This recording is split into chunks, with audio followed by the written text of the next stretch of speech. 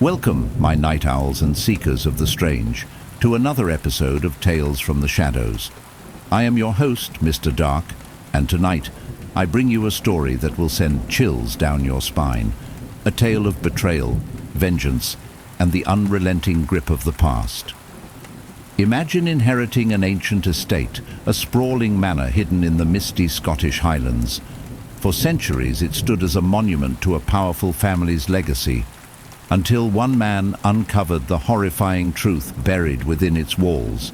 This is not just a story about haunted halls and restless spirits. It's about the sins of the past clawing their way into the present, demanding justice at any cost. What would you do if your family's darkest secret was the key to ending a centuries-old curse? And what price would you pay to uncover it? Join me, Mr. Dark, as we unravel the mystery of Stirling Manor and the vengeful spirit of Elspeth Ravenscroft. But beware, some truths are more dangerous than the lies that conceal them. Turn off the lights, settle in, and let the shadows guide you into the depths of this chilling tale. Let's begin. Alex Stirling sat in his London apartment, the distant hum of the city barely audible over the rain, tapping against the window pane. His laptop screen glowed with unread emails, but one subject line caught his attention. Notice of inheritance, Stirling Manor, Scottish Highlands. He frowned. Stirling Manor wasn't a name he'd heard in years. His late uncle, Edward Stirling, was a reclusive man who had cut ties with the family decades ago. Alex's memories of him were vague. Hushed conversations at family gatherings about Edward's eccentricities, his retreat into the wilderness, and his fascination with the occult. Curiosity piqued, Alex opened the email. The message was formal, sent by a legal firm in Edinburgh, informing him of his uncle's passing. Stirling Manor, a sprawling estate in the remote Highlands, now belonged to him. No strings attached, save for his presence at the property for an inspection. A mansion in the middle of nowhere, Alex muttered, sipping his lukewarm coffee. Sounds like a horror film waiting to happen. Still, the idea was tempting. His marketing business was barely afloat, and selling the property could be a financial lifeline. He shut the laptop and stared out at the rain-slicked city, his reflection fractured by the droplets on the glass. 2 days later, Alex sat in his office, absently scrolling through articles about Scottish Highland estates. The few photos he could find of Stirling Manor showed a towering Gothic structure surrounded by mist-draped hills. It looked like something out of a Bronte novel, eerie and imposing. I could sell it and never look back, he thought. Yet a nagging sense of obligation tugged at him. Edward Stirling might have been a stranger, but family was family, and Alex was determined to see what had been left behind. By the end of the day, he had booked a flight to Edinburgh and arranged to drive to the estate. He told himself it would be a simple transaction: inspect the property, call an agent, and be back in London by the weekend. But as he packed his bags that evening, a strange unease crept in. He couldn't shake the memory of an old photograph his mother had shown him as a child. It was of Stirling Manor, taken before Edward had moved there. In the background, barely visible through the window of the grand hall, was a shadowy figure that didn't seem to belong. Shaking his head, Alex zipped up his suitcase. "It's just an old house," he said aloud, more to himself than anyone else. "Nothing to worry about." The rain outside continued to fall, tapping persistently on the glass, as if trying to warn him otherwise. The flight from London to Edinburgh was uneventful, but the drive north into the Scottish Highlands quickly turned into something out of a Gothic novel. Alex Stirling gripped the wheel of his rented SUV, navigating the narrow, twisting roads as a relentless drizzle blurred the world outside. The rolling hills stretched endlessly, their emerald slopes cloaked in a fine mist that seemed to cling to everything. "Beautiful," Alex muttered, though the landscape felt more oppressive than picturesque. The towering mountains, dark against the overcast sky, seemed to close in around him the farther he drove. In the passenger seat, Simon Gable sat in uneasy silence. Simon, Alex's housekeeper and occasional driver, was a man of short stature and perpetual worry lines. His greying hair was damp from the humidity, and he wrung his hands as he stared out at the winding road. "Not exactly your typical weekend getaway, is it, sir?" Simon finally said, breaking the quiet. "Hardly," Alex replied. "But if this place is half as valuable as the lawyers claim, it'll be worth the trouble." Simon didn't answer immediately. Instead, he turned to Alex with a furrowed brow. "You really think this is a good idea? Places like this, they come with history." Alex smirked, his skepticism well practiced. "It's a house, Simon, not a ghost story. History doesn't pay the bills, but a big old mansion just might." Simon opened his mouth to respond, but stopped when Alex slowed the SUV. Ahead of them, a petrol station sat like an afterthought at the edge of a small village. Its single pump and weathered roof seemed to sag under the weight of its age. A sign, faded and chipped, read, "Welcome to Loch Doon." "We're stopping here?" Simon asked, fidgeting with his seatbelt. "Last chance for fuel before we hit the middle of nowhere," Alex replied, parking the car. The station attendant was a wiry man in his 60s, his face lined from years of working in the cold Highland air. He eyed Alex warily as he filled the tank, his weather-beaten hands steady despite the drizzle. "Where are you headed?" the man asked, his Scottish accent thick but clear. "Stirling Manor," Alex said, trying to keep his tone casual. He expected a look of recognition, maybe admiration for owning such a grand estate. Instead, the man froze.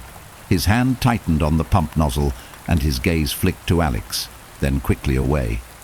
"That's so?" "Yes," Alex replied slowly. "Why?" The attendant hesitated, then finished pumping the fuel. "Place has a reputation, is all." "What kind of reputation?" The man shrugged, but his voice lowered. "Strange happenings.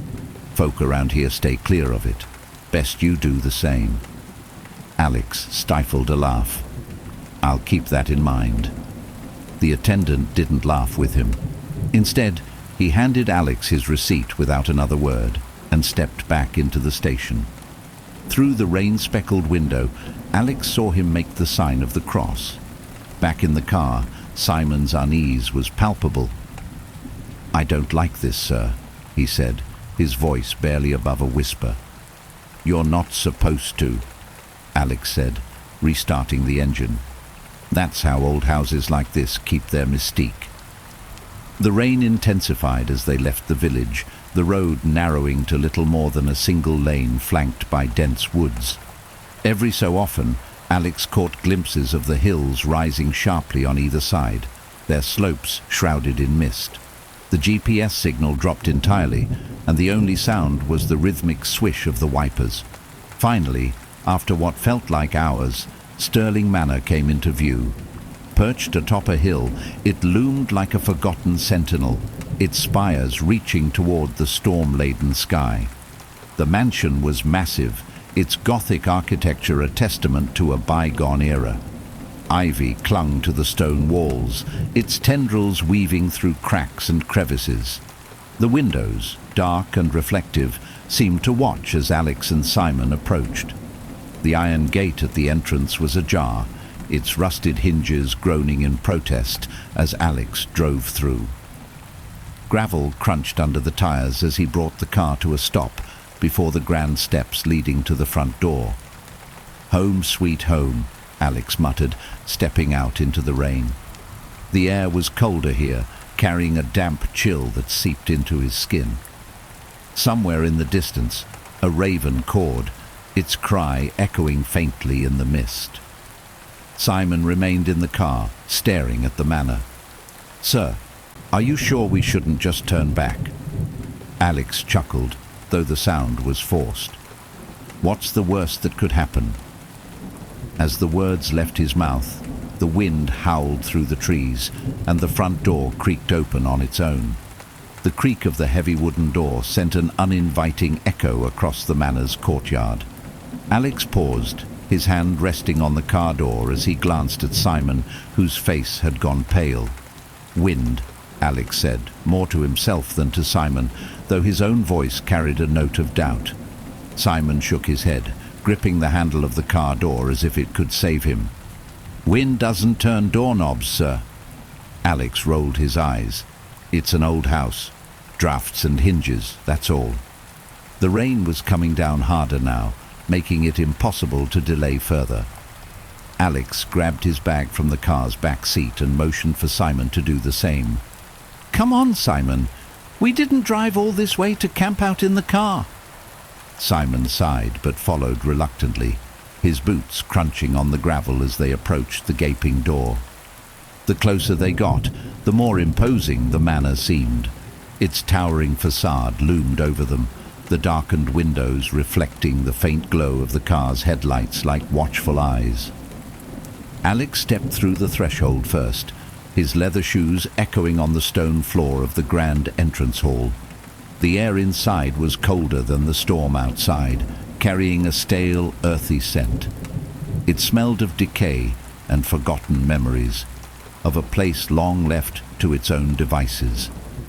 Simon hesitated in the doorway, his gaze darting to the corners of the dimly lit space. "This place feels wrong." Alex ignored him, his eyes sweeping across the hall.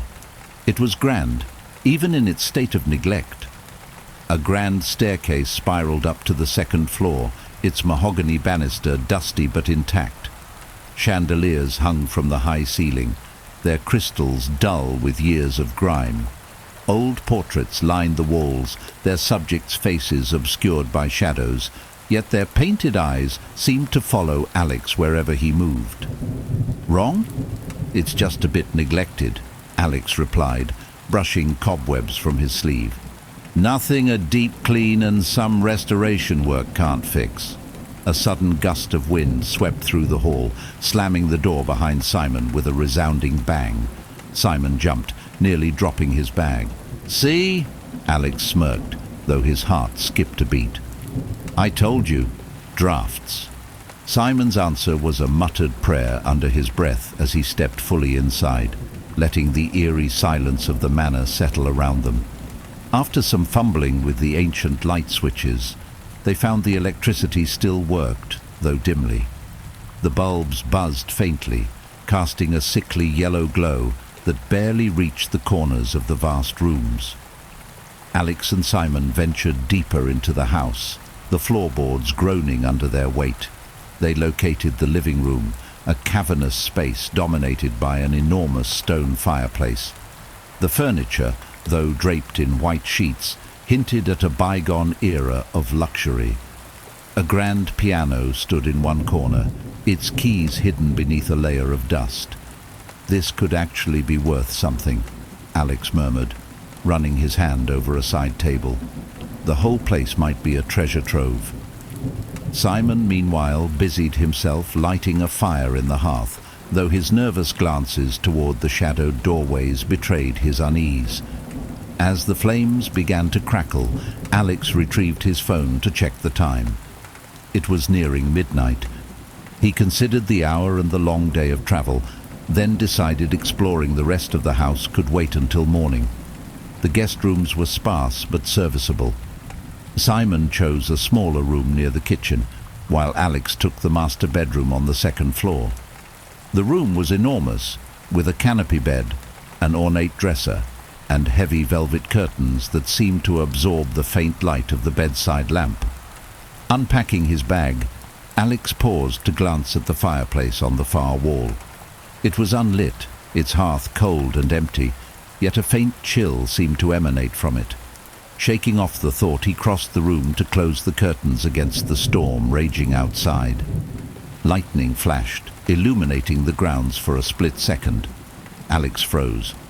For that brief moment, he could have sworn he saw a figure standing near the fountain in the overgrown garden below. A woman, tall and gaunt, dressed in black, her face obscured by shadow. When the light faded, the garden was empty. Alex chuckled nervously. "Get a grip," he muttered to himself. "It's just your imagination." That night, Alex dreamed of the manor. He was standing in the grand hall, but it was different, alive with activity. A roaring fire lit the space, and voices echoed from unseen rooms. Laughter, music, the clinking of glasses. But the warmth didn't reach Alex. Instead, a sense of dread settled over him. The laughter turned to whispers. The chandeliers began to sway, their lights flickering. The whispers grew louder, blending into a single, bone-chilling phrase. "Why have you come back?" Alex turned, but the hall was empty. Then he saw her, the woman in black, standing at the top of the staircase. Her hollow eyes bore into his, and her lips twisted into a grimace. "You shouldn't be here," she rasped. Alex woke with a start, the sound of her voice echoing in his mind. The room was cold, the fireplace still dark, and outside the storm raged on. The storm showed no sign of letting up the next morning. Rain lashed against the windows of Stirling Manor, its relentless patter filling the otherwise silent house. Alex woke feeling more exhausted than when he'd gone to bed, his dream of the woman in black lingering like a shadow on the edge of his thoughts. Downstairs, he found Simon in the kitchen, fiddling with a temperamental gas stove. The smell of burnt toast mingled with the faint scent of damp wood. "Morning," Alex said, pouring himself a cup of black coffee from the pot on the counter. "Sleep well?" Simon glanced over his shoulder, his face tight with unease. "Not really, sir. Kept hearing noises all night. Footsteps, creaks, things moving." Alex smirked. "Old houses do that, Simon. It's probably the wood expanding in the damp." "Maybe," Simon muttered, but he didn't sound convinced. After breakfast, Alex decided to explore the manor in earnest. He started with the east wing, where the ceilings were high, and the walls were adorned with faded tapestries depicting hunting scenes and medieval battles. Dust covered nearly every surface, and cobwebs draped the chandeliers like delicate shrouds. As Alex moved from room to room, he couldn't shake the feeling that he was being watched. The stillness of the house seemed to hum with anticipation, as though it were holding its breath, waiting for something or someone. In one room, he found a portrait of his late Uncle Edward hanging above a marble fireplace. The resemblance was striking, the same sharp cheekbones, piercing blue eyes, and a faint smirk that seemed to mock the viewer. The plaque beneath the portrait read, "Edward Stirling, 1948 to 2023. "Quite the character," Alex murmured, stepping closer. He reached out to brush the dust from the plaque, and as his fingers grazed the brass, he heard it. A faint whisper. "Leave." Alex froze. The word was so quiet it might have been imagined, but it sent a chill crawling up his spine. He turned quickly, his eyes scanning the room. There was no one there. He let out a nervous laugh, shaking his head. "Pull yourself together." By mid-afternoon, Alex had combed through much of the east wing. Simon had busied himself with cleaning the living room, though his unease hadn't lessened. He jumped at every sound, every gust of wind that rattled the windows. Alex was about to call it a day when he stumbled upon a locked door at the end of a long corridor. The brass handle was tarnished, the wood scratched as though someone, or something, had tried to claw their way through. "What's behind here?" Alex muttered, crouching to examine the lock. It was old but sturdy, its keyhole large enough to peer through. He leaned closer, squinting to see what lay beyond. At first, he saw nothing but darkness. Then, as his eyes adjusted, he caught a faint glimmer of movement, a shadow shifting just out of sight. "Simon!" Alex called, standing abruptly. His voice echoed down the corridor. Simon appeared a moment later, a dustcloth in one hand and a worried expression on his face. "What is it, sir?" "Do you know if there's a key to this door?" Simon frowned, stepping closer. "No, sir, I haven't seen one." Alex pointed to the scratches on the wood. Looks like someone or something really wanted to get in or out. Simon swallowed hard, his eyes darting nervously between the door and Alex. Maybe it's better left locked. Maybe, Alex said, though his curiosity burned.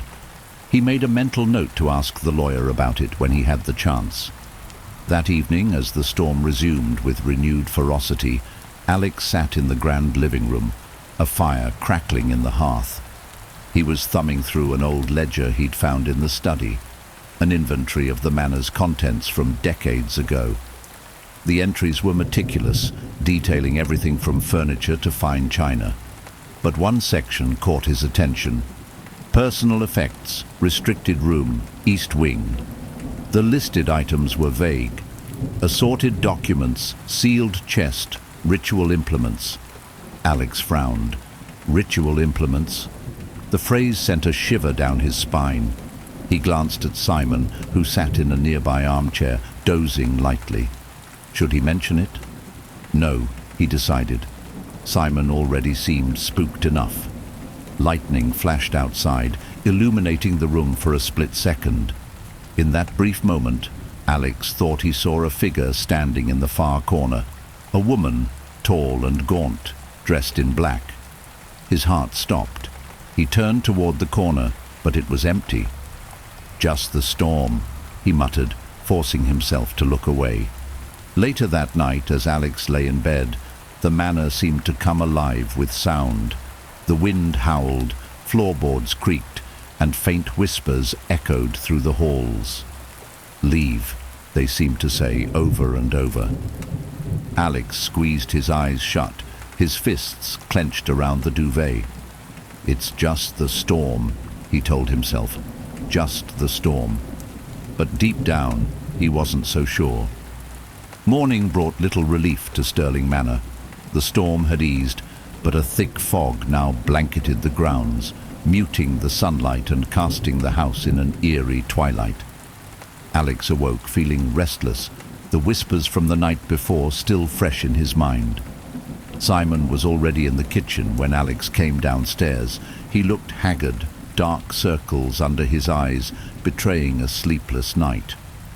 The smell of burnt toast lingered in the air again, though Simon made no move to eat. "Bad night?" Alex asked, pouring himself a cup of coffee. Simon hesitated before answering. "I heard it again. Footsteps, creaks, whispers. At one point I thought someone was standing outside my door." Alex took a sip, hiding his unease behind a calm facade. "It's an old house, probably the wind or mice." "Mice don't whisper, sir," Simon said flatly, his voice tinged with irritation. Alex didn't reply. Instead, he turned his attention to the ledger he'd found the previous day, flipping to the section about the restricted room, East Wing. The cryptic inventory list intrigued him more now than ever. After breakfast, Alex decided to investigate further. He and Simon stood in the long, dim corridor of the East Wing, the locked door looming ahead like a sentinel. The scratches on the wood seemed more pronounced in the daylight, their jagged edges catching the faint glow filtering through the nearby window. Simon shifted uncomfortably. "You're not thinking of trying to open it, are you?" Alex smirked. "It's my house, Simon. If there's a locked room, I have every right to know what's inside." "Or every reason not to," Simon muttered under his breath. Ignoring him, Alex crouched by the door, examining the keyhole again. He had grabbed a flashlight from the kitchen, and its beam revealed more detail than his naked eye had the day before. The scratches weren't just random.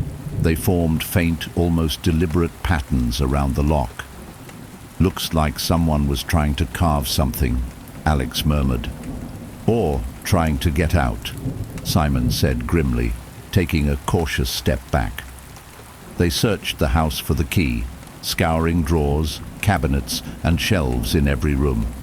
Hours passed with no luck, and the atmosphere in the house seemed to grow heavier with each minute. Shadows seemed to linger longer than they should, and the faint creaks of the old floorboards sounded suspiciously like footsteps. In the late afternoon, Alex found himself back in the study. The ledger lay open on the desk, its pages brittle with age. Frustration gnawed at him as he reread the same lines, hoping for some overlooked clue. Then he noticed something he hadn't before, a faint indentation on the corner of one page, as though something had been pressed there and removed. He rubbed his thumb over the spot, feeling the faint outline of a symbol. It was circular, with jagged lines radiating outward. "What is this?" Alex muttered. Simon, standing by the doorway, peered over his shoulder. "Looks like some kind of seal." "A family crest, maybe," Alex guessed, though the design felt darker, almost ritualistic. It bore no resemblance to the sterling family crest he'd seen in other parts of the house. Simon frowned. "You think it's connected to the locked room?" "Maybe."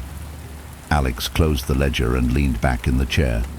"Or maybe I'm just overthinking things." "Overthinking would be the safer option," Simon replied, his tone dry. That evening, Alex returned to the corridor alone. He carried the flashlight and a crowbar he'd found in the tool shed. If he couldn't find the key, he'd force the door open. He had convinced himself it was a matter of practicality. What if something valuable was locked inside? But a deeper part of him knew it was more than that. The whispers, the strange sensations, they all seemed to lead back to this door. He set the flashlight on the floor, its beam directed at the door, and wedged the crowbar into the narrow gap near the lock. The wood groaned in protest as he applied pressure, but it held firm. Suddenly, a chill swept through the corridor, and Alex's breath fogged in the air. He froze, his hands gripping the crowbar tightly. Behind him, the faint sound of footsteps echoed, growing louder with each passing second. "Simon?" Alex called, his voice trembling slightly. There was no response. He turned, the flashlight's beam slicing through the dim corridor, but it revealed only emptiness. The footsteps stopped as abruptly as they had started. Taking a steadying breath, Alex turned back to the door and gave the crowbar another push. The lock gave a loud splintering crack, and the door creaked open slightly, revealing a sliver of darkness beyond. Just as Alex reached for the handle, a voice whispered, clear and cold, "You shouldn't have done that." Alex froze, his hand hovering inches from the cracked door. The whisper was so close, so distinct, it felt as though someone had spoken directly into his ear. The corridor was deathly silent, save for the faint creak of the door as it swayed slightly on its hinges. The flashlight on the floor cast its beam into the narrow gap, illuminating the edges of the room beyond. Shadows shifted unnaturally, curling and stretching as though alive. Alex swallowed hard, trying to steady his breathing. "Just the wind," he muttered, his voice thin and unconvincing. The door creaked open another inch. "No, sir, it's not the wind." Alex whirled around to see Simon standing a few feet away, his face pale and drawn. His sudden appearance startled Alex, but the relief of seeing another human was short-lived. Simon was gripping the banister for support, his knuckles white. "Simon, what are you—" "I couldn't stay in the kitchen," Simon interrupted, his voice shaking. It felt wrong, like someone was watching me. Alex blinked, torn between annoyance and an uneasy understanding. "Well, you're here now, so help me figure out what's in this room." Simon took an involuntary step back, shaking his head. "Sir, I think we should leave it be." Alex gave a short laugh, though there was no humor in it. "We've come this far. No point stopping now." Without waiting for a response, Alex pushed the door open. The room was small, its dimensions barely visible in the weak light. The air inside was frigid, carrying the unmistakable scent of mildew and something far fouler. Alex stepped in cautiously, the floor creaking beneath his weight. The walls were lined with wooden shelves, most of them empty, save for a few dusty jars and decaying books. In the center of the room was a low, square table. On it rested a wooden box, its surface engraved with the same circular symbol Alex had seen in the ledger. The sight of it made his skin crawl. "What is that?" Simon asked from the doorway, his voice barely above a whisper. Alex ignored him and stepped closer, his eyes fixed on the box. It was small enough to carry, but something about it radiated a heavy, oppressive energy. He hesitated, his fingers hovering above the lid. "Don't touch it," Simon said sharply. Alex turned to him, raising an eyebrow. "Why not?" "Because I've seen enough horror films to know how this ends," Simon snapped. "Something about this house isn't right, and that thing, whatever it is, feels wrong." Alex sighed, but even he couldn't deny the unease that had settled over the room. His fingers twitched, but he withdrew his hand. "Fine," he said, stepping back. "We'll leave it here for now." Simon looked visibly relieved, but his relief was short-lived. As Alex moved to leave, the room seemed to shift. The shelves creaked violently, and the jars on them rattled as though struck by an unseen force. The door slammed shut behind Simon, plunging the room into near darkness. "Alex!" Simon yelled, pounding on the door. "What the hell's going on?" "I don't know," Alex shouted back, spinning around to face the box. The engraved symbol on its surface glowed faintly, a sickly green light pulsing from its edges. The whispers started again, louder now, and coming from every corner of the room. They overlapped, blending into an unintelligible cacophony that clawed at Alex's mind. He clutched his head, trying to drown them out, but they only grew louder. Through the chaos, one voice rose above the others, sharp and commanding. "Open it!" Alex staggered forward, his hands reaching for the box despite his better judgment. His fingers brushed the lid, and a jolt shot through him, freezing him in place. For a moment, he saw something, a vision that wasn't his. A dark forest, lit by a circle of flickering flames. Hooded figures chanting in unison, their faces obscured. And at the center a woman in black, her hollow eyes burning with malice. "Alex!" Simon's voice cut through the vision like a lifeline. "Get out of there!" The room shook violently, and the box's glow intensified. Alex stumbled back, breaking free of whatever force had gripped him. He turned, fumbling for the door handle, and yanked it open with all his strength. Simon grabbed him by the arm and pulled him out just as the shelves collapsed inward, sending the jars and books crashing to the floor. The whispers stopped abruptly, leaving a deafening silence in their wake. They stood in the corridor, breathing heavily. The door to the room was ajar, but no light escaped its depths. Simon stared at Alex, his expression a mixture of fear and anger. "Are you insane?" Simon hissed. "What were you thinking?" Alex didn't answer. His mind was still reeling from the vision, his pulse pounding in his ears. He glanced at the room, then back at Simon. "We're not done here," he said quietly, though the tremor in his voice betrayed his bravado. "Whatever that box is, it's connected to everything in this house. I need to know why." "Need?" Simon shook his head in disbelief. "What you need is to get as far away from this place as possible." Alex didn't respond. Instead, he turned and walked down the corridor, his footsteps echoing in the stillness. Simon hesitated, casting one last look at the room before hurrying after him. Unbeknownst to either of them, the door to the room creaked closed on its own, sealing the darkness within.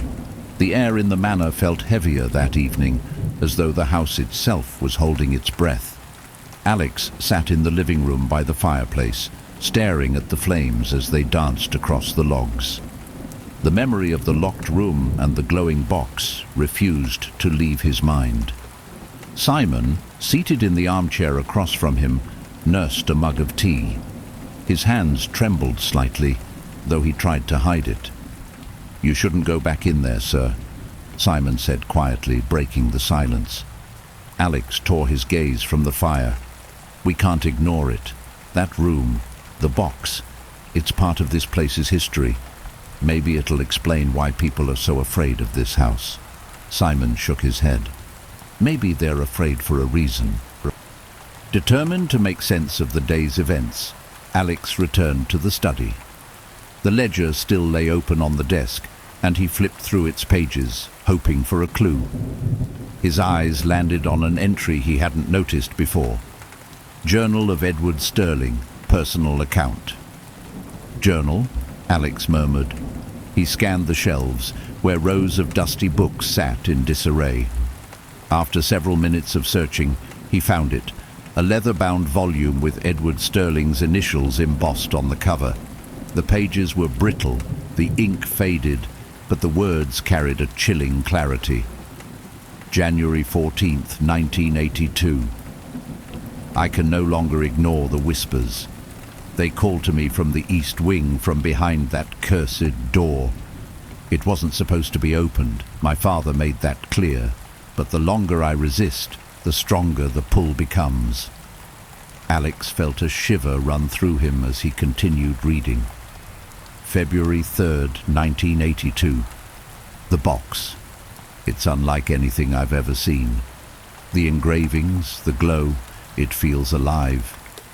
I hear her voice when I'm near it. She calls herself Elspeth. She says she was wronged by my ancestors, that our family must atone. I've locked the door again, but I know it won't hold her forever. Who the hell is Elspeth? Alex muttered, flipping to the next page. But it was blank, as were the pages that followed. Later that night, Alex shared the journal's contents with Simon over dinner. Simon listened intently, his expression darkening with every word. Elspeth, Simon repeated. Sounds like the name of a ghost in one of those old folk tales. Or something worse, Alex replied, tapping the journal with his finger. Whoever or whatever she was, she's tied to that box and to this house. Simon shook his head. You're not seriously thinking about going back in there, are you? I need answers, Simon, Alex said, his tone firm. If my family's connected to this curse or whatever it is, I need to know why. Simon sighed, setting down his fork. Fine. But if you're going back in there, you're not going alone. The storm returned with a vengeance that night, rain hammering against the windows as the wind howled through the surrounding hills. Alex lay awake in bed, staring at the ceiling.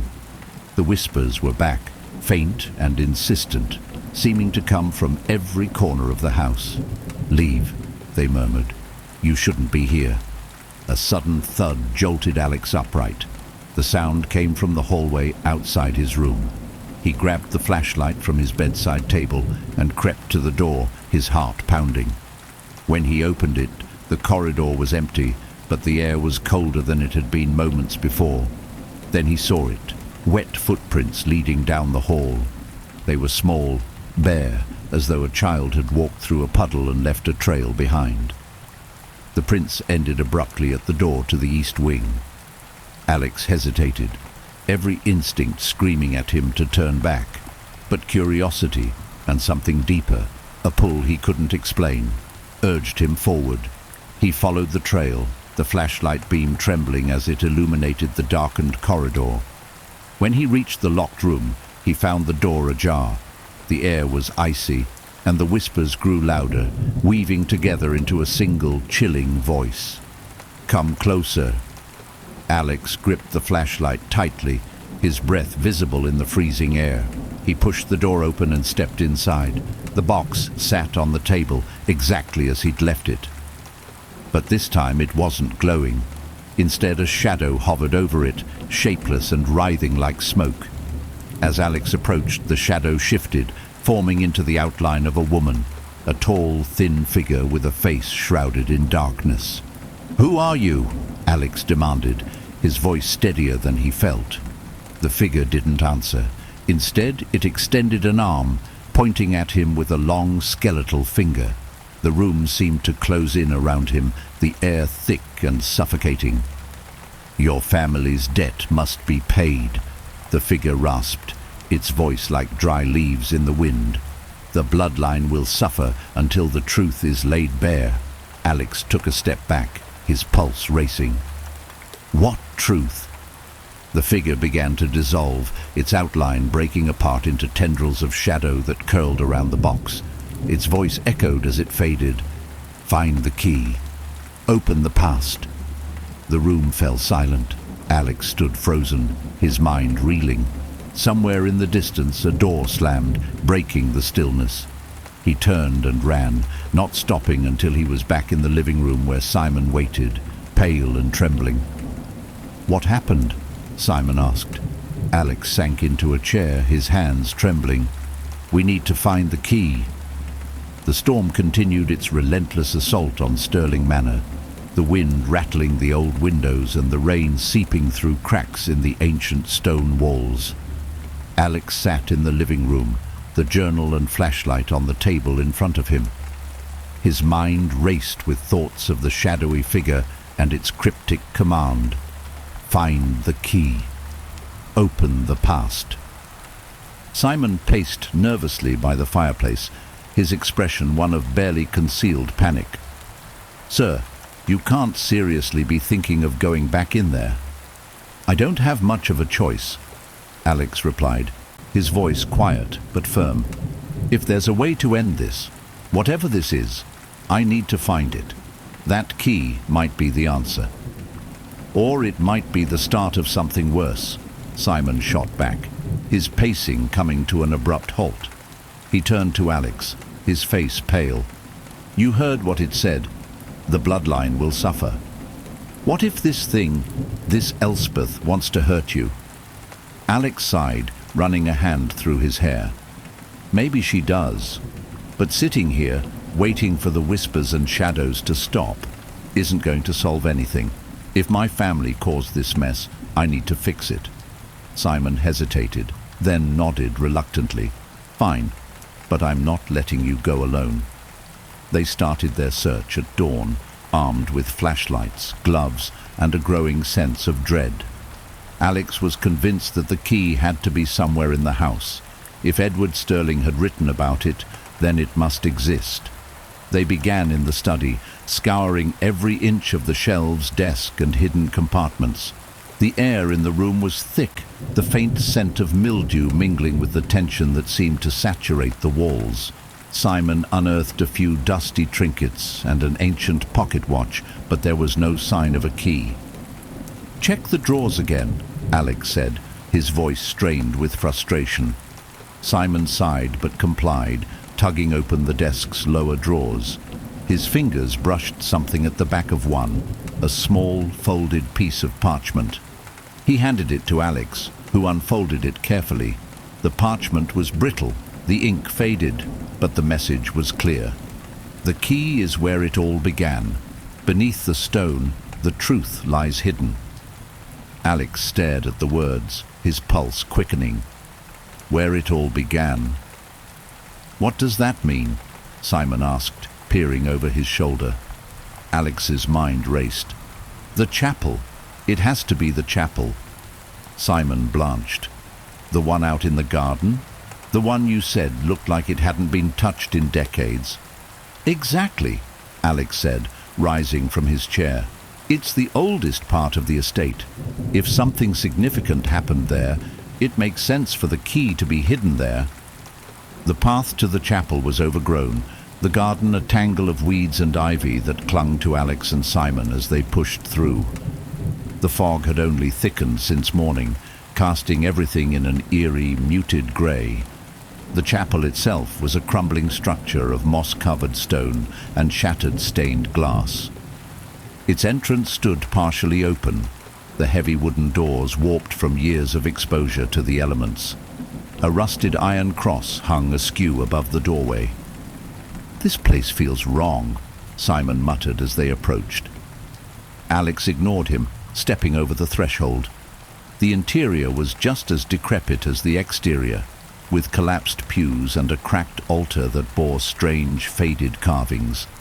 The air was damp and smelled faintly of decay. "Beneath the stone," Alex said, scanning the floor. The flagstones were uneven, many of them cracked or partially displaced by the roots of nearby trees. Simon knelt beside him, running his hands over the cold stone. "There's got to be hundreds of stones in here. How do we know which one?" Alex glanced at the altar. The carvings on its surface looked similar to the symbol on the box, their lines jagged and spiraling inward. He stood and examined it more closely, brushing away the thick layer of dust and dirt. In the center of the carving was a faint indentation, circular, as though something had once been pressed into it. He turned to Simon. "Help me move this." Simon hesitated but obeyed, gripping the edge of the heavy stone altar with both hands. Together they heaved it aside, revealing a square patch of stone beneath. This one was different from the rest. It was smoother, with edges that seemed deliberately carved. "Here," Alex said, his voice tight with anticipation. He dropped to his knees and ran his fingers along the edges of the stone, searching for a way to lift it. Simon handed him the crowbar they'd brought, and Alex wedged it into the small gap between the stone and the floor. With a grunt, he pushed down, and the stone shifted, revealing a hollow space beneath. The air that escaped the cavity was cold and stale, carrying with it a faint, acrid smell. Alex shone his flashlight into the hole, and there, resting on a bed of blackened velvet, was a key. It was ornate, made of tarnished silver, and shaped like an elaborate vine twisting into itself. Alex reached down and picked it up. The metal was icy to the touch, and for a moment he thought he felt it pulse, as though alive. Simon leaned over his shoulder. "That's it? It doesn't look cursed." "Not everything has to," Alex replied, though the weight of the key in his hand felt heavier than it should. They returned to the manor as the sun began to set, its weak light barely piercing the fog. Alex placed the key on the living room table and sat across from Simon, who regarded it with a mixture of suspicion and dread. "What now?" Simon asked. Alex exhaled, staring at the key. "We go back to the box." Simon paled. "You're sure that's a good idea?" "No," Alex admitted, "but I'm starting to think it's the only one." The storm returned with renewed ferocity that night, battering Stirling Manor with howling winds and driving rain. The house groaned under the force of it, the old beams and creaking floorboards adding to the oppressive atmosphere.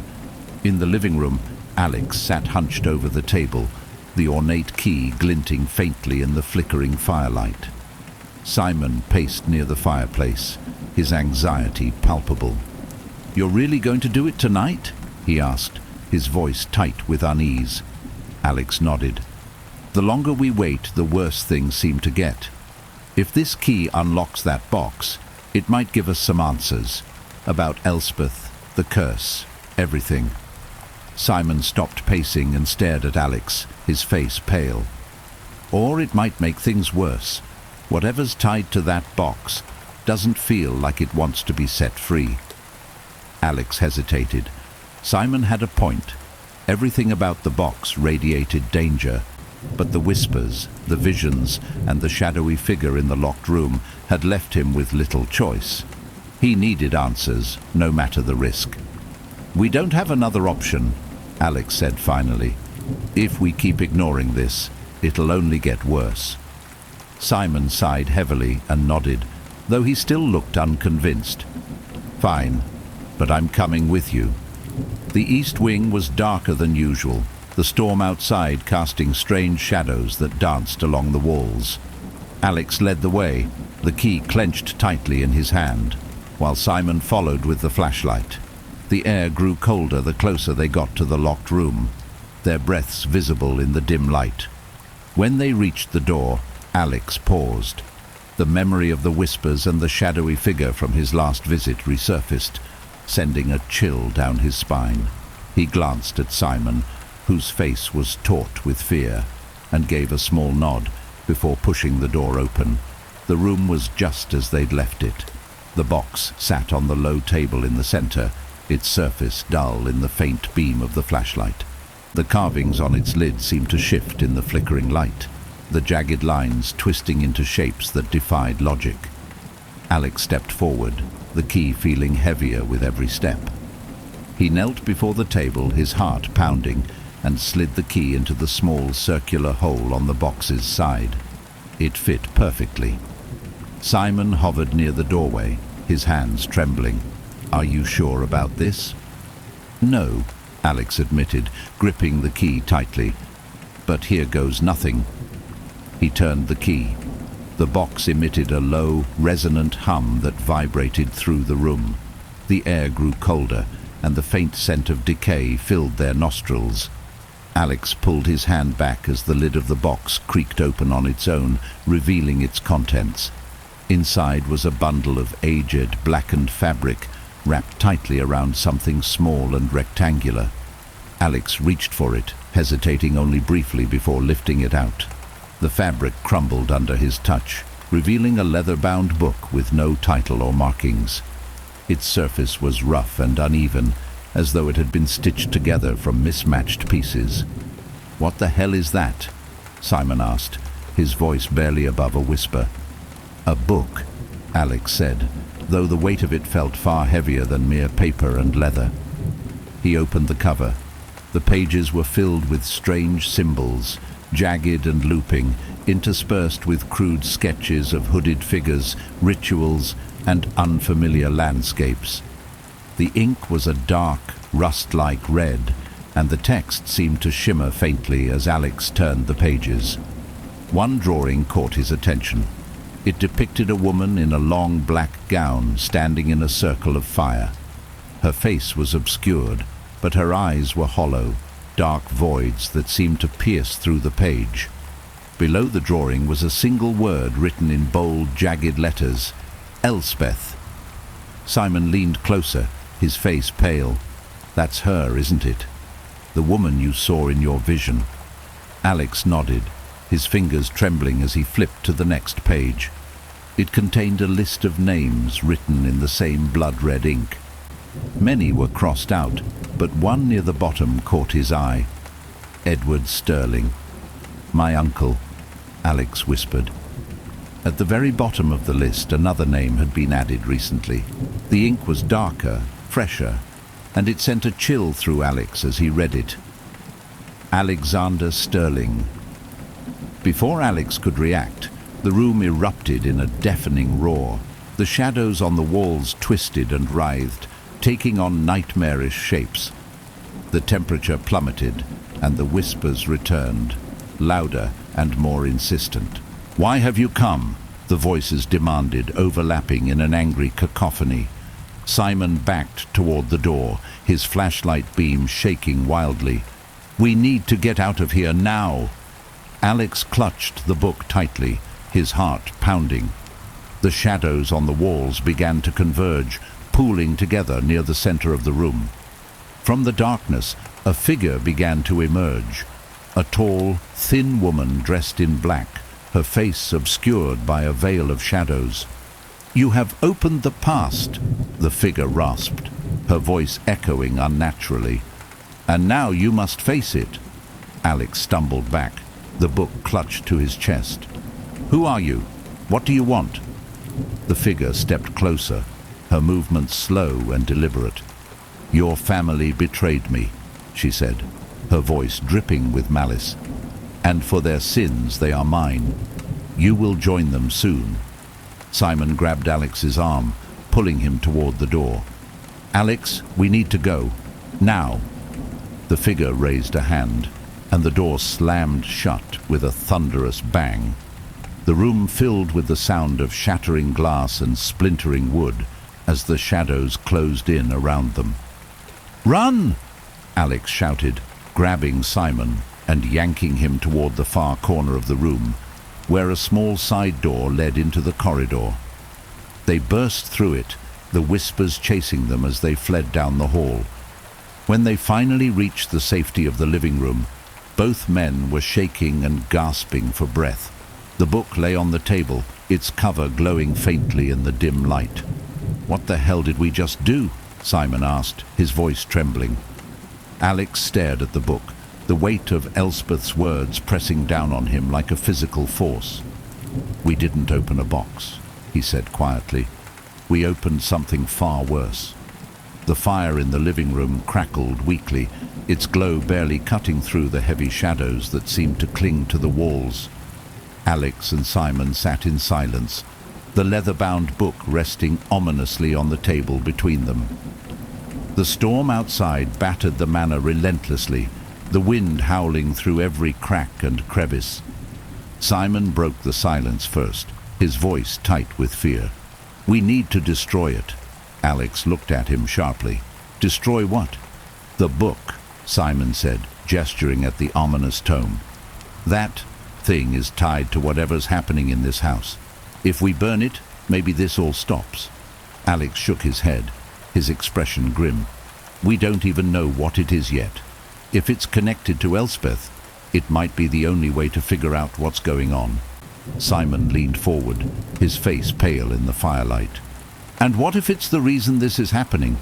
What if keeping it just makes things worse?" Alex didn't answer immediately. His gaze returned to the book, the memories of the figure in black and the shadows still vivid in his mind. The name Alexander Sterling, scrawled in fresh ink, haunted him like a death sentence. "I have to know," Alex said finally. He opened the book again, the rustling of its brittle pages sounding unnaturally loud in the stillness of the room. The symbols and illustrations filled the pages with a chaotic, unsettling energy. Many were impossible to decipher, their jagged lines and looping patterns making Alex's head throb as he stared at them. But a few sketches stood out, crude depictions of rituals, with hooded figures standing around a burning circle. At the center of each was a woman, Elspeth, her features rendered with eerie precision. Simon hovered behind Alex, his unease growing with each page. "This is witchcraft," he said, his voice trembling. "Dark rituals, curses, none of this is good." Alex ignored him, his attention caught by a page near the middle of the book. It detailed a specific ritual, accompanied by an unsettling sketch of a dagger piercing the heart of a shadowy figure. The caption beneath it read, "To sever the bond, the bloodline must pay." "What does that mean?" Simon asked, leaning closer. "I think it's talking about the curse," Alex replied. He pointed to the sketch of the dagger. "This ritual, whatever it is, seems to be tied to breaking it." Simon recoiled slightly. "You're not actually thinking about doing that, are you?" "Not yet," Alex said, though he felt a gnawing sense of inevitability. "But if it's the only way to stop this, I need to know more." As Alex turned the page, a folded piece of parchment slipped from between the brittle sheets, fluttering onto the table. He picked it up carefully, unfolding it to reveal what appeared to be a map of Stirling Manor and its grounds. Certain areas were marked with strange symbols, including the chapel, the locked room in the east wing, and an area in the garden labeled the Well. "The well?" Simon said, peering over Alex's shoulder. "I didn't see a well when we went to the chapel." "Neither did I," Alex said, studying the map closely. "But if it's marked here, it must mean something." He traced the route on the map with his finger. The well was located near the far edge of the garden, beyond a dense thicket of trees. A symbol next to it, a spiral with jagged edges, matched the carvings on the box and the altar in the chapel. "We need to check it out," Alex said, folding the map and tucking it into his pocket. Simon's eyes widened. "Are you insane? It's pitch black out there. The storm's worse than ever. And have you forgotten the thing we just ran from?" Alex gave him a hard look. "I haven't forgotten anything, Simon.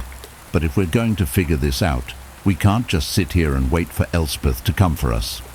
Simon opened his mouth to argue, but stopped.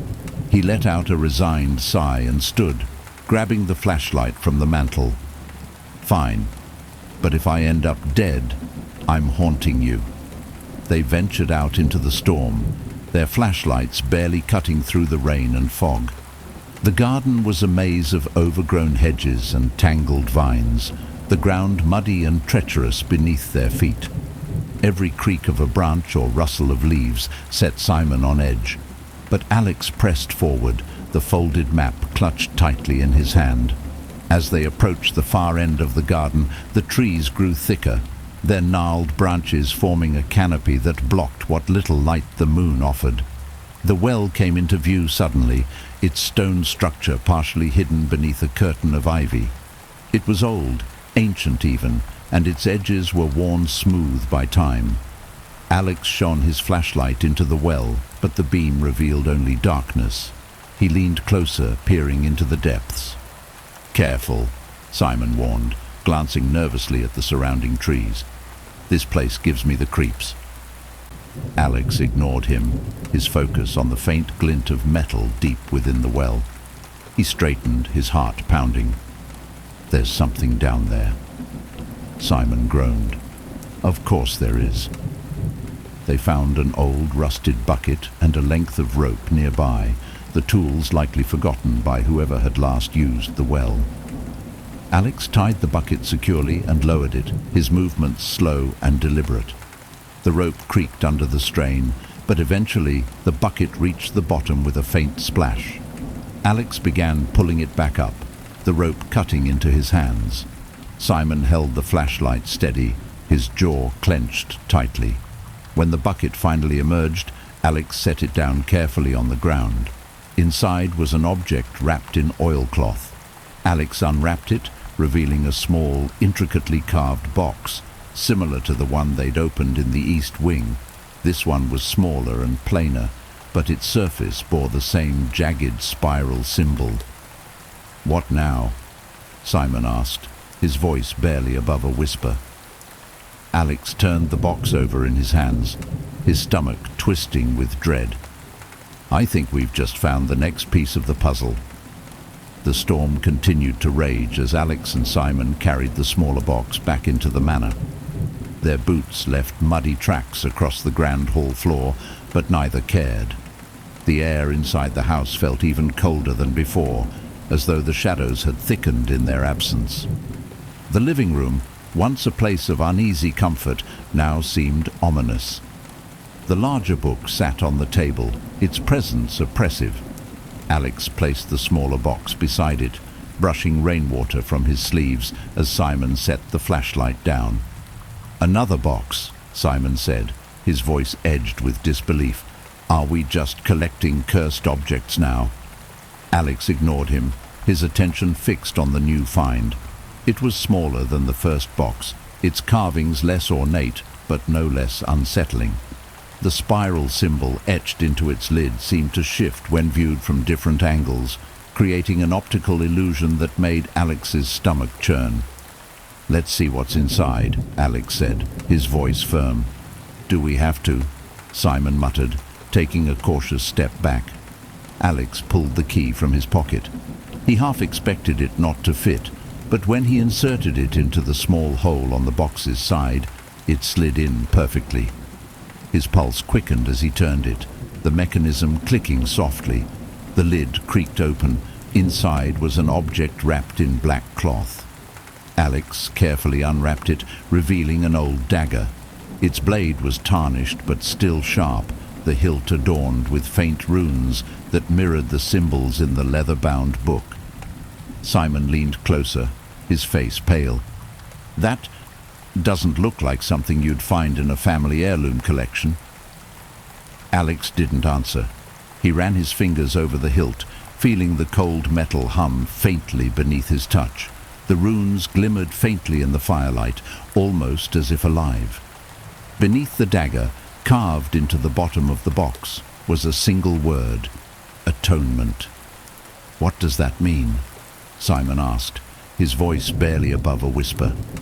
Alex stared at the word, a sense of dread settling over him. "I think it's connected to the ritual in the book. To sever the bond, the bloodline must pay. This dagger, it's part of it." Simon stepped back, his hands raised defensively. "You're not seriously thinking of using that, are you? I mean, we don't even know what it's for." "We know it's part of the curse," Alex said, placing the dagger on the table beside the book. "If Elspeth's spirit is tied to this house because of what my family did to her, then maybe this can set her free. Or unleash something worse," Simon countered, his voice rising. "Think about it, Alex. Every time we've dug deeper into this mess, things have gotten worse. The whispers, the shadows, that thing in the East Wing, it's all connected to these rituals. Maybe the best thing we can do is bury this stuff and get as far away from here as possible." Alex hesitated. Part of him wanted to agree, to leave the house and never look back, but the weight of the curse hung heavy over him. If he left, would it follow him? Would it grow stronger, claiming not just him, but anyone tied to the Sterling name? "No," Alex said firmly. "We need to see this through." That night, the manor's oppressive silence gave way to something worse. As Alex and Simon sat in the living room studying the book and the dagger, the whispers began again.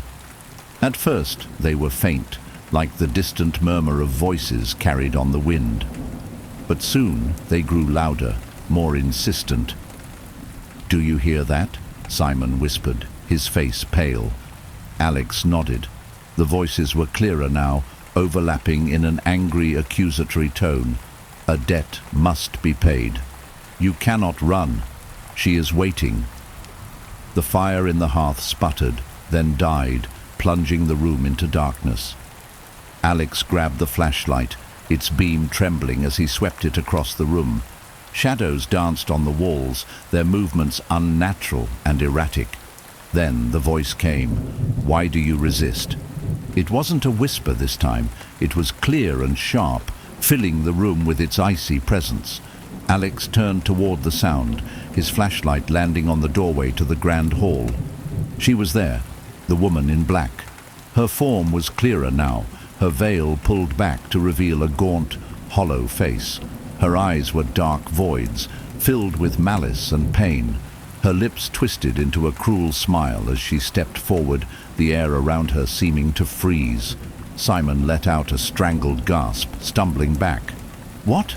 What does she want?" Alex stood frozen, the flashlight trembling in his hand. The woman's gaze locked onto his, and her voice filled the room once more. "Your family's blood bound me to this place. Only blood will set me free." Alex's heart pounded in his chest. "What do you mean? What happened to you?" The woman tilted her head, her smile fading. "Your ancestor took everything from me. My life, my soul, my peace. He sought power, and I was the price. Now your family must atone." Her form began to shift, dissolving into a swirling mass of shadows that surged toward Alex and Simon. The whispers grew deafening, overlapping and echoing in a maddening cacophony. "Run!" Alex shouted, grabbing the book and the dagger. He pulled Simon to his feet, and they fled the room, the shadows chasing them down the hall. They locked themselves in the study, their breaths ragged as they pressed their backs against the door. The whispers faded, but the chill remained, settling into their bones. Simon turned to Alex, his face pale and his voice shaking. "What now?" Alex stared at the dagger in his hands, his mind racing. "We find the ritual, and we end this." The study was quiet except for the faint sound of their breathing, but the oppressive cold lingered like a shroud. Alex sat at the desk, the leather-bound book open before him, its pages spread to the ritual he had discovered earlier. The jagged symbols and crude sketches seemed alive in the flickering light of the lamp. Simon paced near the window, his eyes darting to the shadowy garden beyond. "You really think this ritual will work?" he asked, his voice edged with doubt. Alex didn't look up. "If it doesn't, I don't know what will. She said the family's blood bound her, and the book says the ritual can sever that bond." Simon stopped pacing, crossing his arms. "But at what cost? It keeps saying the bloodline must pay. What does that even mean?" "I don't know yet," Alex admitted, his gaze fixed on the page. The sketches depicted a circle of fire, a dagger, and a figure kneeling in its center. Beside it was a list of items, most of them cryptic, but a few were clear: salt, firewood, black candles, and blood. Simon paled as he read over Alex's shoulder. "Blood? You're not serious." Alex looked at him, his face grim. "It doesn't say how much, but it's part of the ritual. If it's the price for ending this curse, I'm willing to pay it." Simon shook his head vehemently. "This is madness, Alex. You don't even know if she'll stop after this. What if it just makes her stronger?" "We don't have a choice," Alex snapped, slamming his hand on the desk. "Every time we delay, she gets closer. She's not going to stop until this is finished, one way or another." Simon's shoulders slumped, and he rubbed his face with his hands. "Fine," he muttered, "but I'm not letting you do this alone." They spent the next hour gathering the necessary items. The candles and salt were easy to find in the manor's storage rooms, though they were coated in years of dust. The firewood came from the crumbling shed near the garden, its planks damp from the relentless rain. By the time they had everything laid out in the study, the storm outside had intensified, the wind howling like a chorus of anguished souls. The dagger lay in the center of the desk, its tarnished blade catching the dim light. Alex placed the book beside it, the open page detailing the ritual. "There's one last thing," Alex said, glancing at Simon. "We need a location, somewhere to perform this." Simon frowned. "The book doesn't say." Alex shook his head. "It just shows the circle. But the chapel, it's marked on the map. I think that's where it has to be." Simon groaned. "Of course it's the creepy chapel. Why not? Everything else horrible happens there." As they prepared to leave, Alex felt the oppressive weight of the house pressing down on him. The shadows in the corners seemed deeper, the air colder, as though the manor itself was aware of what they were planning. He couldn't shake the feeling that they were being watched. When they stepped outside, the storm lashed at them with unrelenting force. The garden was a swamp of mud and tangled weeds, and the flashlight beams barely cut through the thick sheets of rain. The chapel loomed ahead, its crumbling silhouette a darker shape against the night. The wind seemed to howl louder as they approached, carrying faint whispers that were impossible to ignore. "Don't do this. You cannot win. Blood must pay." Simon clutched his flashlight tightly, his knuckles white. "Are you sure about this?" "No," Alex admitted, "but we're out of time." The chapel's interior was worse than Alex remembered. The air was damp and rank, and the broken pews cast jagged shadows across the stone walls. The altar stood in the center, its surface still bearing the faint carvings of the spiral symbol. They worked quickly, arranging the firewood in a circle around the altar and sprinkling the salt in precise lines as the book instructed. The black candles were placed at 5 points around the circle, their wicks sputtering to life as Alex lit them with a match. Finally, Alex placed the dagger on the altar, its blade gleaming ominously in the flickering light. Simon hovered at the edge of the circle, his face pale. What now? Alex flipped to the next page of the book, his voice steady as he read aloud. "By this circle I sever the bond. By this flame I summon the truth. By this blade I pay the price." The air in the chapel grew heavier with each word, pressing down on them like an invisible weight. The shadows on the walls began to move, twisting and writhing in unnatural patterns. The whispers grew louder, overlapping in a cacophony of anger and despair. Simon stepped back, his voice shaking. "Alex, something's happening." Before Alex could respond, the shadows began to converge, swirling toward the altar. From the darkness, the woman in black emerged, her hollow eyes locked onto Alex. "You dare!" she hissed, her voice echoing like thunder. "You cannot undo what was done." Alex gripped the dagger, his knuckles white. "This ends tonight." The woman laughed, the sound cold and cruel. "You think you can stop me? You are your family's sin. The bloodline is mine." The shadows surged toward him, but Alex didn't falter. He raised the dagger above the altar, his voice rising above the chaos. "By this blade I sever the bond. By this blood I break the curse." Without hesitation, he drew the blade across his palm, the sharp edge biting into his skin. Blood dripped onto the altar, and the circle of fire roared to life, its flames rising high and bright. The woman screamed, her form writhing as the light consumed her. The shadows recoiled, their movements frantic and desperate. The whispers turned to wails, then silence. When the flames finally died down, the chapel was quiet. Alex stood trembling, the dagger slipping from his bloodied hand. The air was still, and the oppressive cold had lifted, leaving only an eerie calm. Simon stepped forward cautiously. "Did it work?" Alex didn't answer.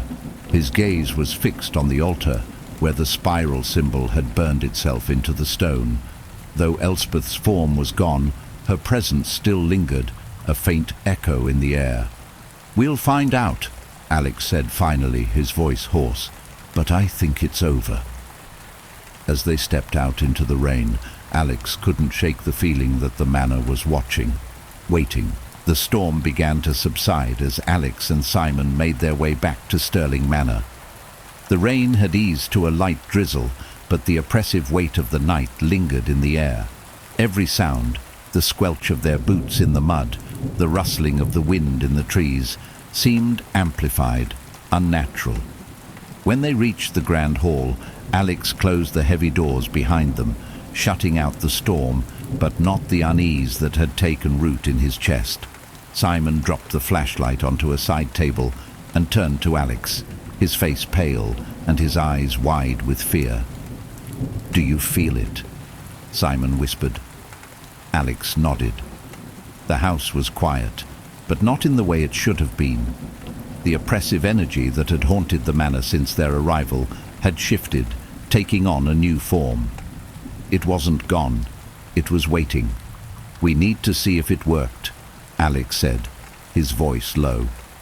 He set the dagger on the table and unwrapped his injured palm, grimacing as he inspected the shallow cut.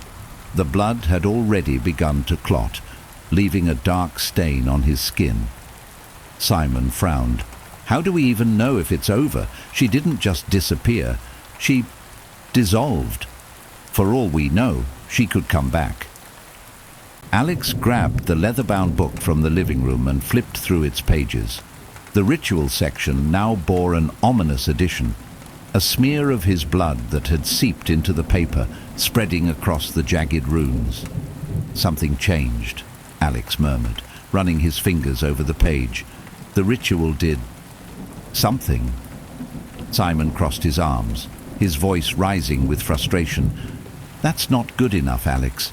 We need to know if she's really gone, or if we've just made things worse." The two men began to search the house, moving cautiously from room to room.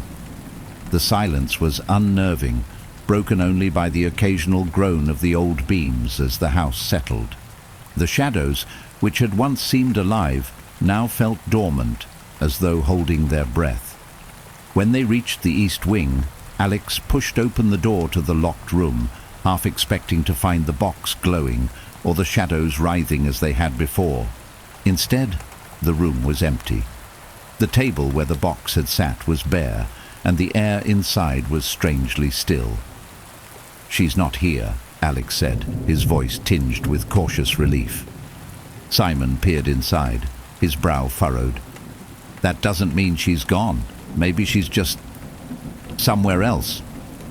Alex ignored him and stepped inside, running his flashlight over the walls and floor. The claw marks that had once marred the doorframe were still visible, but the oppressive energy that had radiated from the room was gone. He turned to Simon. "The box is gone. Whatever was holding her here, it's been severed." Simon shook his head. "Then why does it still feel like she's watching?" As they returned to the main hall, the whispers began again. At first, they were faint, almost imperceptible, a distant murmur that seemed to rise and fall like the tide. Alex stopped in his tracks. his pulse quickening. "Do you hear that?" he asked, his voice barely above a whisper. Simon nodded, his face pale. "She's not gone, Alex. She's still here." The whispers grew louder, overlapping into an eerie chant. The air grew cold, and the faint scent of decay filled their nostrils. Alex turned toward the grand staircase, his flashlight trembling in his hand. At the top of the stairs stood the woman in black. Her form was clearer than ever, her hollow eyes burning with rage. Her mouth twisted into a grotesque smile as she raised an arm, pointing directly at Alex. "You cannot undo what has been done," she rasped, her voice echoing unnaturally. "The bloodline must atone. Your blood is not enough." Simon grabbed Alex's arm, his voice frantic. "Run!" But Alex didn't move. His gaze remained locked on the woman, his chest tightening with a mix of fear and determination. "What do you want?" he demanded, his voice shaking. Her smile faded, replaced by a look of pure hatred. "I want justice. I want retribution. You cannot escape your family's sins." The shadows around her began to ripple and spread, descending the staircase like a living tide. Simon yanked Alex's arm, pulling him toward the living room. They slammed the door shut and barricaded it with a heavy bookshelf, their breaths coming in ragged gasps. The whispers surrounded them, growing louder with every passing second. Simon paced the room, running his hands through his hair. "She's stronger now. How is that possible? We did the ritual." Alex sat on the edge of the couch, his head in his hands. "The ritual wasn't enough. She said my blood wasn't enough." Simon stopped pacing, his eyes narrowing. "What if it's not just about you? What if it's about the whole Sterling bloodline?" Alex looked up sharply. "What are you saying?" "I'm saying that maybe this curse wasn't just about you or Edward. Maybe it's about everyone in your family." Simon gestured toward the book. "There might be more to the ritual, something we missed." Alex grabbed the book and flipped through its pages again, his eyes scanning the runes and sketches. Near the end, he found another section, written in the same jagged script as the ritual. "When one bloodline wrongs another, the debt is eternal. To break the chain, the truth must be laid bare, and the atonement must be shared." Alex's stomach sank. "It's not just me," he said quietly. "It's everyone. My entire family." Simon groaned, collapsing into a chair. "So what now? You're going to call a family reunion in the middle of this nightmare?" "No," Alex said, his voice firm. "I'll do it myself. I'll find a way to end this, completely." "How?" Simon asked, his voice rising in frustration. "You've seen what she can do. She's not going to let you just walk away." Alex closed the book, his jaw tightening. "Then I'll make her." As the whispers continued to swirl around them, Alex couldn't shake the feeling that the final piece of the puzzle was close, just out of reach. He didn't know how far he'd have to go to end the curse, but one thing was certain. The woman in black wasn't finished with him yet. The whispers lingered throughout the night, circling Alex and Simon like vultures waiting for their prey to fall. The house had grown colder, the air thick with an unnatural stillness. Alex sat in the study, the leather-bound book spread open before him. The words, "The truth must be laid bare," looping through his mind like a curse. Simon sat in a chair by the window, his face pale and drawn. "If she wants the whole family to atone, then what's the point of coming after you? You weren't even alive when, whatever this was, happened." Alex stared at the flickering candle on the desk, the flame casting distorted shadows on the walls. "It's not about what I did. It's about what my bloodline did. The Sterling name is tied to her suffering, and as long as that tie exists, she won't stop." Simon shifted uncomfortably. "And how do you lay the truth bare when the people responsible are long dead?" Alex didn't answer immediately. Instead, he turned the pages of the book, searching for anything he might have missed. The sketches of hooded figures, the spiral symbols, the cryptic instructions, all of it seemed to blur together in his mind. Then he found it. Near the back of the book was a page covered in faded writing, almost illegible, but one phrase stood out. The mirror holds the memory. The memory reveals the sin. Alex's pulse quickened. The mirror. Simon frowned. What mirror? There's an old mirror in the master bedroom, Alex said, standing abruptly. I noticed it the first night we were here. It didn't seem important at the time, but now... Simon stood too, his expression uneasy. You think a mirror is going to tell you what happened to Elspeth?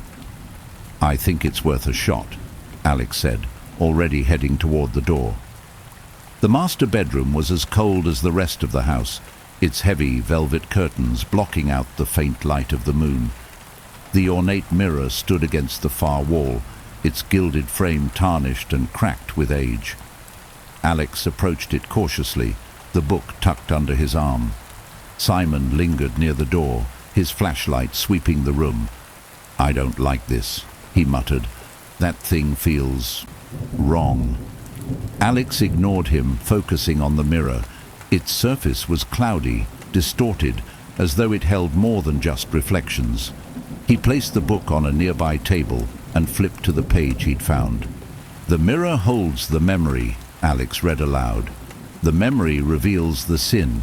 It says to place your hand on the glass and open yourself to the past. Simon took a step back. Open yourself. What does that mean? I don't know, Alex admitted, but it's the only lead we have. He hesitated, his hand hovering inches from the glass. The whispers had grown faint, almost imperceptible, as if waiting. Steeling himself, Alex pressed his palm against the mirror. The room vanished in an instant.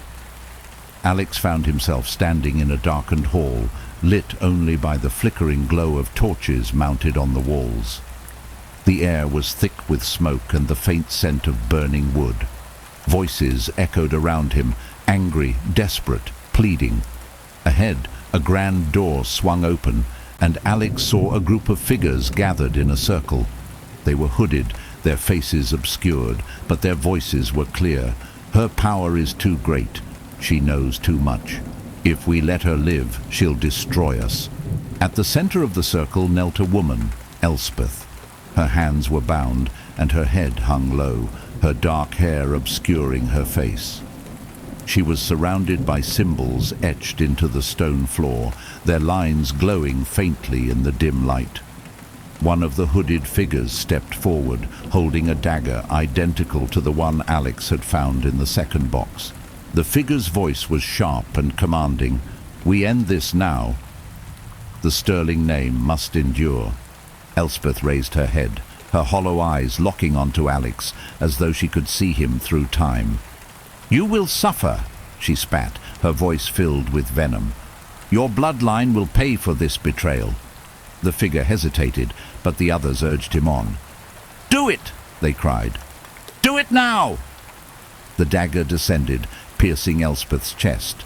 Her scream echoed through the hall, a sound of pure agony that sent a shiver down Alex's spine. The glowing symbols flared brightly, then faded, leaving only silence. The hooded figures began to disperse, their movements hurried and uneasy. The leader lingered for a moment, staring at Elspeth's lifeless body, before turning and walking away. Alex stumbled back, his vision blurring as the scene dissolved. He was back in the master bedroom, his hands still pressed against the cold glass of the mirror. His chest heaved as he gasped for air, the memory of what he had seen burning in his mind. Simon rushed to his side, his face etched with concern. What happened? What did you see? Alex turned to him, his voice shaking. It was my ancestor, one of the Sterlings. They killed her. They murdered Elspeth to protect themselves. Simon paled. So the curse, its revenge? Alex nodded slowly. She swore vengeance. She said the bloodline would pay, and now she's making good on that promise. Simon stared at the mirror, then back at Alex. What do we do now? Alex's jaw tightened as he looked at the book on the table. We finish this. We find a way to atone, or we make her listen. The whispers returned, louder this time, filling the room with their accusatory tone. You cannot undo the past. You will suffer as we suffered. Blood for blood. Alex stared into the mirror, his reflection distorted and fractured, his determination solidified. If Elspeth wanted justice, he would face her, and he would not back down. The air in the manor grew heavier as Alex and Simon left the master bedroom. The memory of what Alex had seen in the mirror clung to him like a second skin.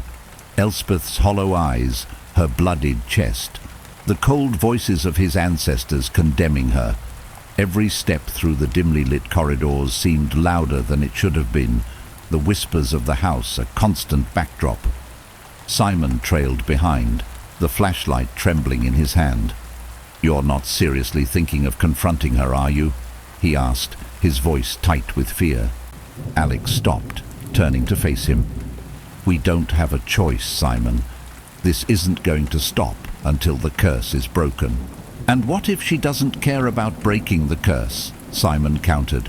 "What if all she wants is to see you suffer, to see your family wiped out?" Alex's jaw tightened. "Then I'll make her care. She wants the truth laid bare. Fine, she'll get it. But I'm not letting her win." The grand hall was eerily quiet as they descended the staircase. The storm outside had stilled, leaving the manor shrouded in an unnatural calm. The shadows seemed to stretch farther, their edges sharp and menacing, as though the house itself was alive. Alex paused at the bottom of the stairs, clutching the dagger from the second box in one hand and the leather-bound book in the other. "She said the bloodline must atone," he said, half to himself. "If that's what she wants, I'll give it to her." Simon frowned. "And how exactly are you going to do that?" Alex opened the book to the page detailing the ritual. "The mirror showed me what happened. My ancestors betrayed her, killed her to protect their name. If I can make her see that I'm not like them, that I want to make this right, maybe she'll stop." Simon's expression darkened. "And if she doesn't?" Alex didn't answer. They made their way to the east wing, where the locked room had been. Though the box and its shadows were gone, the air in the corridor felt thick with foreboding. Alex pushed open the door and stepped inside, Simon close behind. The room was empty, save for the faint spiral marks scorched into the floor where the box had once rested. Alex placed the book on the ground and lit the black candles he'd brought from the living room, arranging them in a circle as the ritual instructed. Simon stood near the door, his face pale. "Are you sure about this, Alex? If she doesn't listen—" "She'll listen," Alex said firmly, though his hands shook as he placed the dagger in the center of the circle. "She has to." With everything in place, Alex knelt at the edge of the circle and began to read aloud from the book. The words felt heavy in his mouth, each syllable resonating in the still air. The spiral symbols on the floor began to glow faintly, their jagged lines pulsing with an eerie light. The whispers returned, louder now, their overlapping voices a cacophony of anger and despair. The temperature in the room plummeted, and the candles flickered violently, their flames bending as though caught in a fierce wind. Simon pressed himself against the wall, his eyes wide with terror.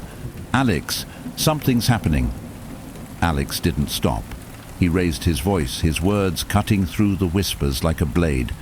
"Elspeth, spirit bound to this house, I summon you.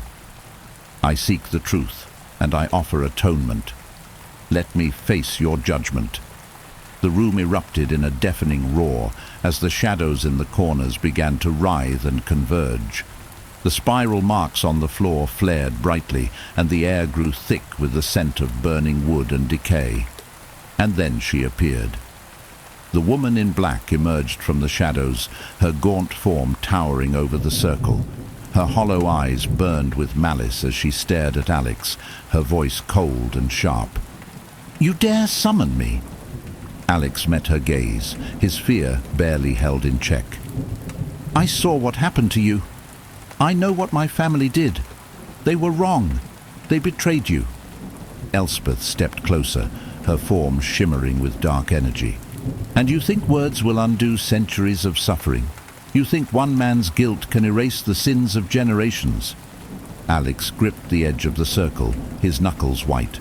"No, but I can try. You said the bloodline must atone. Let me be the one to pay the price." She tilted her head, her smile cruel. "Your blood is not enough. Your ancestors took my life, my soul, and my peace. They destroyed everything I was. Do you truly believe you can appease me with a few drops of blood?" The shadows around her grew darker, more oppressive as she leaned closer. "Your bloodline is cursed. Your family will suffer until every last sterling is gone." Alex's heart pounded in his chest. He knew he was out of time. "If you want revenge, take it, but leave the others out of this. End the curse with me." Elspeth laughed, the sound cold and echoing. "You think you can bargain with me? You are nothing but the echo of your ancestors' sins. You deserve no mercy." Simon suddenly stepped forward, his voice trembling but defiant. "Wait, he's not like them. He's trying to make this right. Doesn't that mean anything to you?" Elspeth turned her gaze to Simon, her expression unreadable. The shadows around her flickered, and for a moment her form seemed to waver. "Why do you defend him?" she asked, her voice softer, almost curious. Simon swallowed hard. "Because he's trying to do the right thing. Because he's not the monster you think he is. If you want someone to blame, blame the ones who actually wronged you, not him." For the first time, Elspeth hesitated.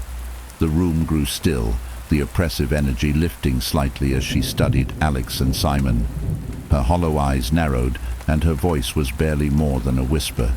"Prove it." Alex's breath caught in his throat. "How?" Elspeth's smile returned, cruel and chilling. "You will see." The room plunged into darkness, and Alex felt the ground vanish beneath him.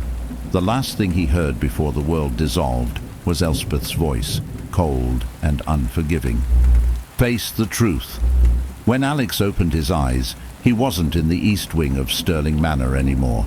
The oppressive darkness had given way to a dim, flickering light, and the air smelled of smoke and damp stone. He stood in a grand hall, its arched ceiling supported by carved wooden beams, and its walls lined with sconces that held guttering torches. The scene was unnervingly familiar, the same hall he had seen in the mirror's vision, but this time it wasn't just a memory.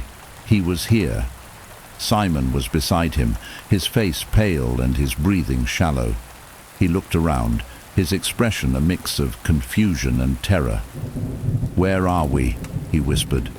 "I think we're in the past," Alex replied, his voice tight with dread. "This must be the night Elspeth was killed." Simon swallowed hard. "You're telling me we're about to witness a murder?" Alex's chest tightened as the weight of those words sank in. Before he could respond, the sound of heavy footsteps echoed through the hall. The double doors at the far end swung open, and hooded figures entered, their cloaks billowing as they moved with purpose. "This way," one of them barked, his voice harsh and commanding. Alex and Simon pressed themselves against the wall as the figures marched past, seemingly unaware of their presence. At the center of the group was a woman bound in chains, Elspeth. Her face was obscured by her dark hair, but her posture radiated defiance. Despite the restraints, she walked tall, her steps steady, even as the hooded figures shoved her forward. "Do you think they can see us?" Simon asked, his voice barely audible. Alex shook his head. "I don't think so. It's like we're spectators." As the group disappeared through another set of doors, Alex felt a pull in his chest. a force dragging him forward, compelling him to follow. Simon hesitated, but Alex grabbed his arm, urging him on. "We need to see this," Alex said. Simon reluctantly nodded, and together they followed the hooded figures. The next room was a cavernous chamber lit by the flickering glow of torches. At its center was a stone platform, inscribed with the same spiral symbol that had haunted Alex since he arrived at the manor. Surrounding the platform was a circle of runes, carved deeply into the floor and glowing faintly with an unnatural light. The hooded figures moved into position, forming a ring around the platform. Elspeth was forced to her knees at its center, her chains clinking as they secured her to the stone. "You know why you are here," one of the figures said, stepping forward. His voice was familiar, sharp with authority. Alex's stomach dropped as he realized who it was. His ancestor, William Sterling, the patriarch of the family during this era. "You betrayed your oath, Elspeth," William continued, his voice cold and unyielding. "You used your knowledge for personal gain, endangering the legacy of this house." Elspeth raised her head, her hollow eyes blazing with fury. "And you used me, William. You took my loyalty, my knowledge, and cast me aside when it no longer suited you. You fear me because I know the truth about you." William's jaw tightened, and he glanced at the others in the circle. "You used forbidden power. You consorted with dark forces." Elspeth laughed, the sound bitter and sharp. "Forbidden power? Consorting with dark forces? You're the one who demanded it. You wanted wealth, influence, control. I merely gave you the means. But now that the cost has come due, you seek to silence me. You leave us no choice," William said, his voice trembling with anger. "The Sterling name will not be tainted by your treachery." Alex clenched his fists, his nails biting into his palms as he watched the scene unfold. The injustice of it burned in his chest, and for a fleeting moment he wanted to scream, to rush forward and stop what was about to happen. But he couldn't move. The pull that had brought him here kept him rooted to the spot, forcing him to witness everything. One of the hooded figures stepped forward, holding a dagger identical to the one Alex had found in the second box. The blade glinted ominously in the torchlight as he handed it to William. "Do what must be done," the man said.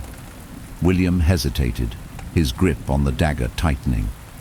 Elspeth's gaze never wavered, her defiance cutting through the charged air. "You think this will save you?" she spat. "You think killing me will absolve you of your sins? You are a coward, William Sterling, a coward and a fool." William's hand shook, but his resolve hardened.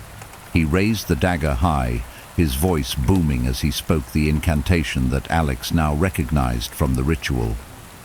"By this blade, I sever the bond. By this act, I preserve the bloodline." The dagger plunged into Elspeth's chest. The scene exploded in light and sound. The spiral symbol on the platform blazed brightly, and the runes on the floor pulsed with an unearthly energy. Elspeth let out a scream, a sound of pure agony and rage that reverberated through the chamber, shaking the walls and extinguishing the torches. Alex and Simon were thrown backward by an invisible force, landing hard against the stone wall. When Alex looked up, the hooded figures were gone, and the chamber was shrouded in darkness. Only Elspeth remained, her lifeless body slumped on the platform. But as Alex watched, her form began to shift, dissolving into a swirling mass of shadows. Her hollow eyes burned in the darkness, and her voice echoed through the chamber. "Your bloodline will pay. My vengeance will be eternal." The pull in Alex's chest returned, dragging him upward through the darkness. The chamber dissolved around him, and he was back in the east wing of Sterling Manor, kneeling on the cold floor. The candles were out, and the book lay open before him, its pages smeared with his blood. Simon groaned from across the room, sitting up slowly. What the hell was that? Alex's breathing was ragged, his chest heaving. It was the truth. We saw what they did to her. Simon stared at him, his expression a mix of fear and pity. And now what? You think she's just going to forgive you because you watched her die? Alex didn't answer. He looked at the spiral marks on the floor, their faint glow fading into nothing. The whispers were gone, but he knew they would return. "We need to finish this," Alex said, his voice shaking.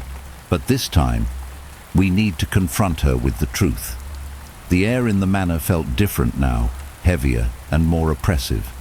Alex and Simon sat in the dimly lit living room, the silence between them broken only by the occasional groan of the old house.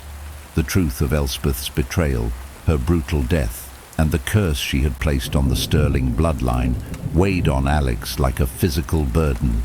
Simon paced near the fireplace, his expression grim. "You saw what happened, Alex. She's not just angry, she's consumed by vengeance. How do you confront something like that?" Alex leaned forward, his elbows resting on his knees, his bloodied palm throbbing as he clenched it into a fist. "We show her that I'm not like them, that I don't condone what they did." Simon stopped pacing and turned to Alex, his eyes narrowing. "And you think that'll be enough?" She said it herself. "Your bloodline must pay." "I know what she said," Alex snapped, his voice edged with frustration. He ran a hand through his hair, exhaling slowly. "But there's more to it. In the vision, William wasn't just trying to silence her. He was afraid. She said she knew the truth about him." Simon frowned. "What truth?" Alex shook his head. "I don't know. But if there's something more to this, it might be the key to ending the curse." They returned to the study, the leather-bound book resting on the desk like a relic of something ancient and malevolent. Alex opened it again, flipping to the pages near the back, hoping for another clue. The drawings and symbols seemed to blur together, their meanings elusive. Simon leaned over his shoulder, pointing to a crude sketch on one page. "That looks like a locket." Alex focused on the drawing. It depicted a small, heart-shaped pendant with intricate designs etched into its surface. Below it, in the same jagged script that filled the book, were the words, "Bound in silver, a heart holds the truth." "A locket," Alex murmured. "Could it be hers?" Simon shrugged. "If it was important enough to include in this nightmare scrapbook, then yeah, maybe." Alex turned the page and found a crude map of the manor. A mark had been made on a spot near the garden, one that didn't correspond to any visible structure. Next to the mark was a single word: buried. Simon let out a groan. "Great, more digging, because the last time we went digging, that worked out so well." "We don't have a choice," Alex said, grabbing the map. "If this locket holds the truth Elspeth mentioned, it might be what we need to confront her." Simon sighed but followed as Alex headed for the door. "I hope you're right, because if this goes wrong, I'm not sure we'll survive another encounter with her." The garden was eerily quiet, the storm having dissipated into a cold, lingering mist. The ground was wet and muddy beneath their boots as Alex and Simon made their way to the marked spot on the map. The thicket of trees loomed ahead, their gnarled branches stretching like skeletal fingers toward the sky. "Right here," Alex said, stopping near a twisted oak. He unfolded the map and pointed to the ground beneath its roots. Simon handed him a spade they'd grabbed from the tool shed. "Let's hope whatever's down there isn't as cursed as everything else we've touched." Alex didn't respond. He began digging, the wet earth yielding easily to the spade. The cold air bit at his exposed hands, but he worked with purpose, driven by the hope that this locket might finally give him a way to end the curse. After several minutes, the spade struck something solid. Alex dropped to his knees, brushing the dirt away with his hands, until a small wooden box emerged. It was old, its edges rotted, and its surface covered in moss. "Is that it?" Simon asked, his voice tight with anticipation. Alex pried the box open, revealing a tarnished silver locket nestled inside. The intricate designs on its surface matched the drawing in the book, and Alex felt a chill run down his spine as he picked it up. "It's hers," Alex said, his voice barely above a whisper. Simon looked around nervously, his flashlight casting long, shifting shadows on the trees. "Okay, great. You've got the creepy locket. Now what?" "We show it to her," Alex said, standing and tucking the locket into his pocket. "If this locket holds the truth, we make her see it." Simon grabbed his arm. "And what if the truth isn't enough? What if she still wants revenge?" Alex met Simon's gaze, his expression resolute. "Then we face her, and we don't back down." The manor was darker than before, the faint glow of the candles they'd left behind barely cutting through the gloom. The air felt heavier, pressing down on them with each step as they made their way to the east wing. When they reached the locked room, the spiral marks on the floor were glowing faintly again, as if anticipating their arrival. Alex stepped into the circle, the leather-bound book and the locket in hand. Simon lingered at the edge of the room, his flashlight flickering. "Are you sure about this, Alex?" "No," Alex admitted, setting the book on the floor and placing the locket beside it. "But it's the only way." He knelt, his voice steady as he spoke the incantation from the book. "Elspeth, bound spirit of this house, I summon you. I bring the truth you sought in life. Let it be revealed." The spiral marks flared brightly, and the room filled with a deafening roar. The shadows in the corners surged forward, converging into a single form, the woman in black. Her hollow eyes burned with malice as she stepped into the circle, her voice echoing with rage. "You dare summon me again?" Alex stood his ground, holding up the locket. "This belonged to you, didn't it?" Elspeth's form wavered, her gaze snapping to the locket. For a moment, the fury in her expression faltered, replaced by something else, pain. "Where did you find that?" she demanded, her voice trembling. "It was buried," Alex said. "Hidden away, just like the truth about what happened to you. You said my family must atone, and you were right. But I'm not them. I'm trying to make this right." Elspeth's eyes darkened, and the shadows around her writhed. "You cannot erase the past. You cannot undo what they did." "No," Alex said, "but I can face it, and so can you." He opened the locket, revealing a faded, delicate portrait of a young woman, Elspeth, before the betrayal. Her eyes, no longer hollow, were filled with warmth and life. Elspeth froze, her form flickering. The shadows seemed to pull away from her, retreating to the edges of the room. For the first time, she looked less like a vengeful spirit and more like the woman she had once been. "Why?" she whispered, her voice filled with anguish. "Why did they take everything from me?" Alex took a step closer, his voice soft. "Because they were afraid. They were wrong, Elspeth, and I'm sorry." The room fell silent, the glow of the spirals dimming as Elspeth's form wavered. Her hollow eyes met Alex's, and for a moment it seemed as though the rage that had consumed her might finally give way to something else. Elspeth stood frozen within the circle, her form shimmering like a fragile flame caught in a storm. The locket in Alex's hand seemed to radiate a faint warmth, a stark contrast to the icy chill that filled the room. Her hollow eyes stared at the portrait inside the locket, at the woman she had once been. For a moment, the rage that had consumed her seemed to falter, replaced by an expression of deep sorrow. "You think this changes anything?" she said, her voice trembling with a mixture of anger and despair. "Your family betrayed me. They stole my life, my soul, my peace. How does your apology undo centuries of suffering?" Alex tightened his grip on the locket, his voice steady but filled with urgency. "It doesn't. I can't undo what they did to you, but I can acknowledge it. I can face the truth they tried to bury and make sure it's never forgotten."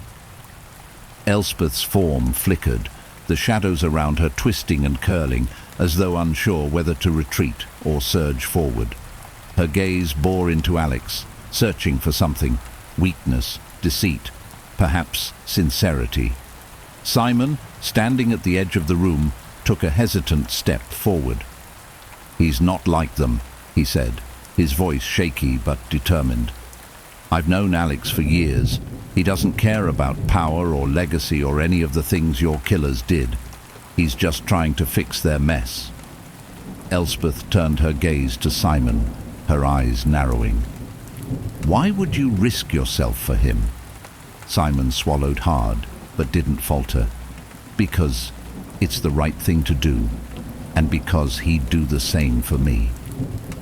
For a moment, the room was silent, except for the faint crackle of the candles.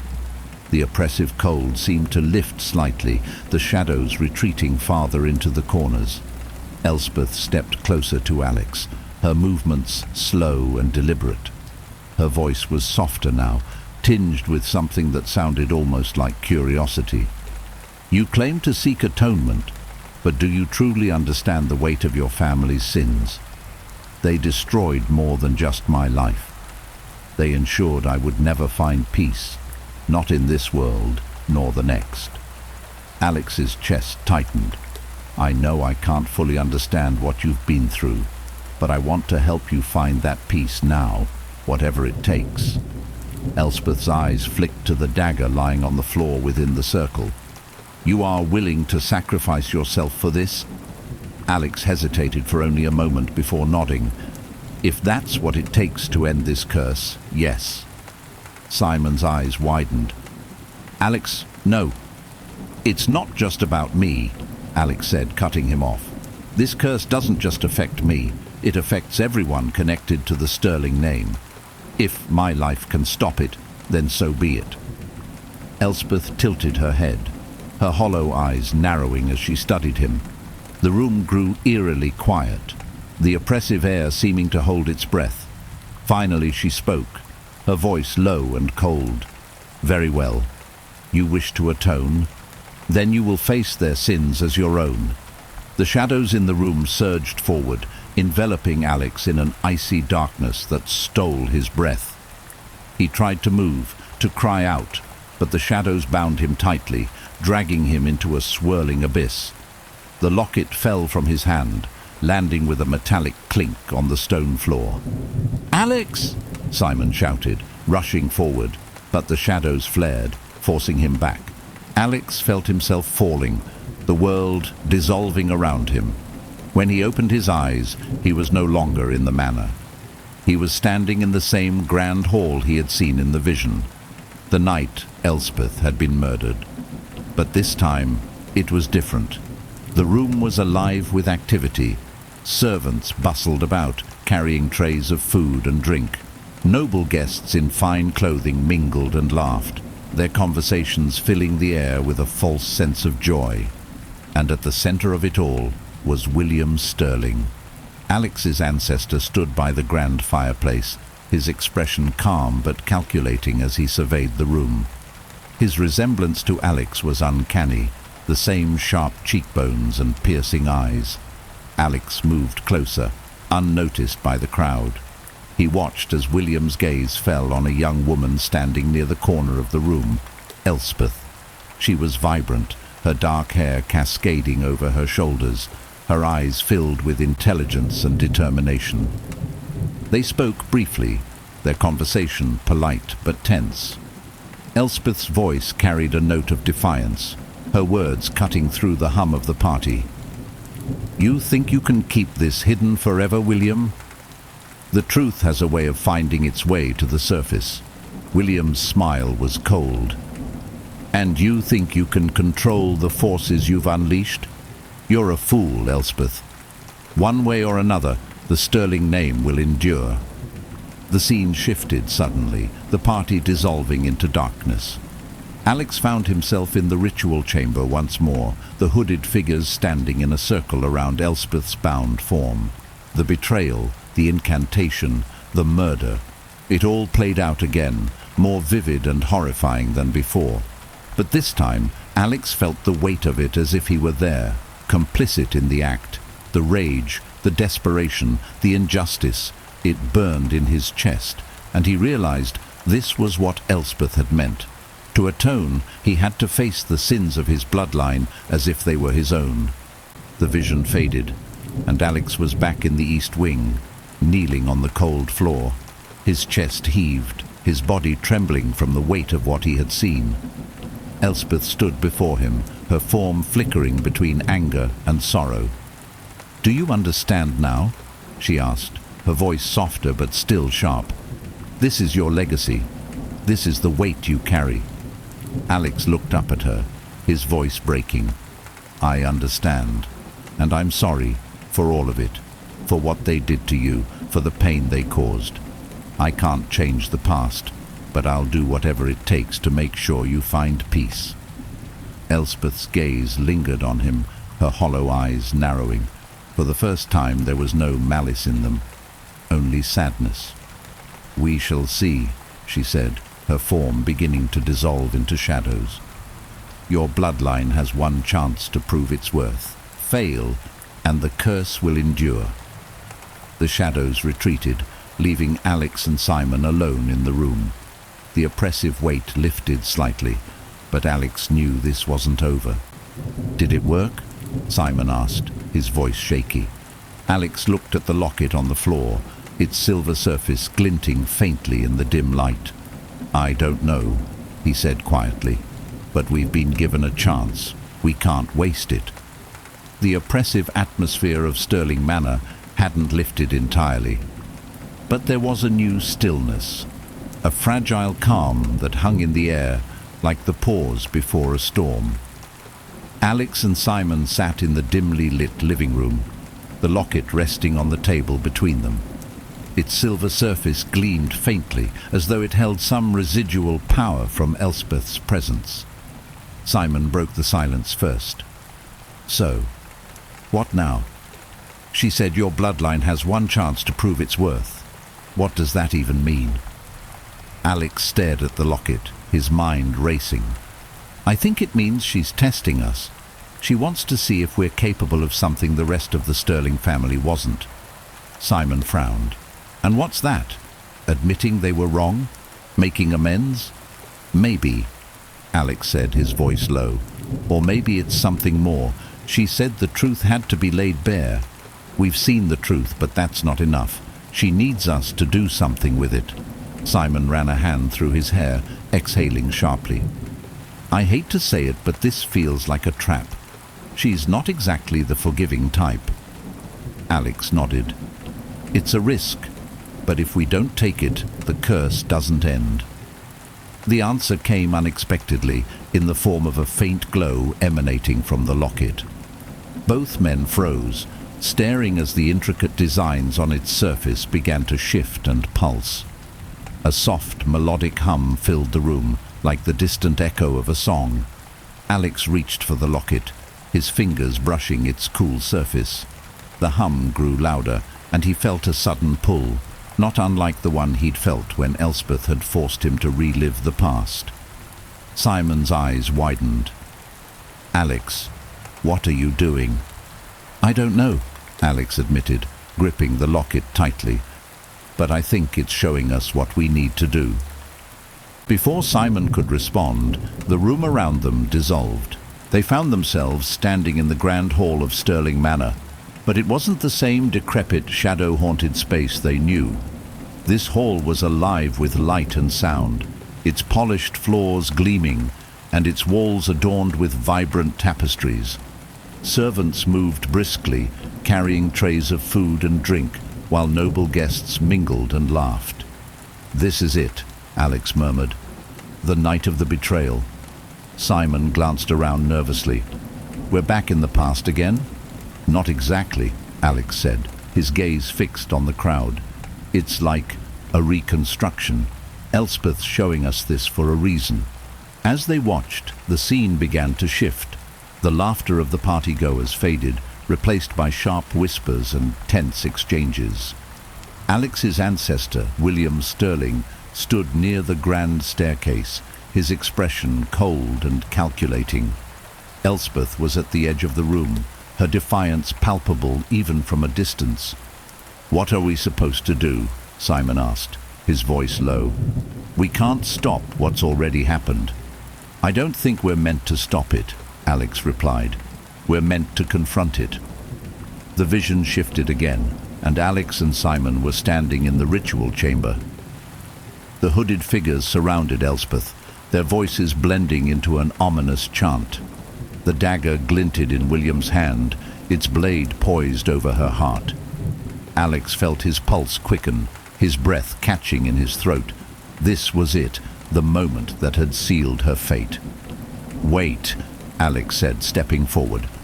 His voice was loud, desperate, though he wasn't sure if anyone could hear him.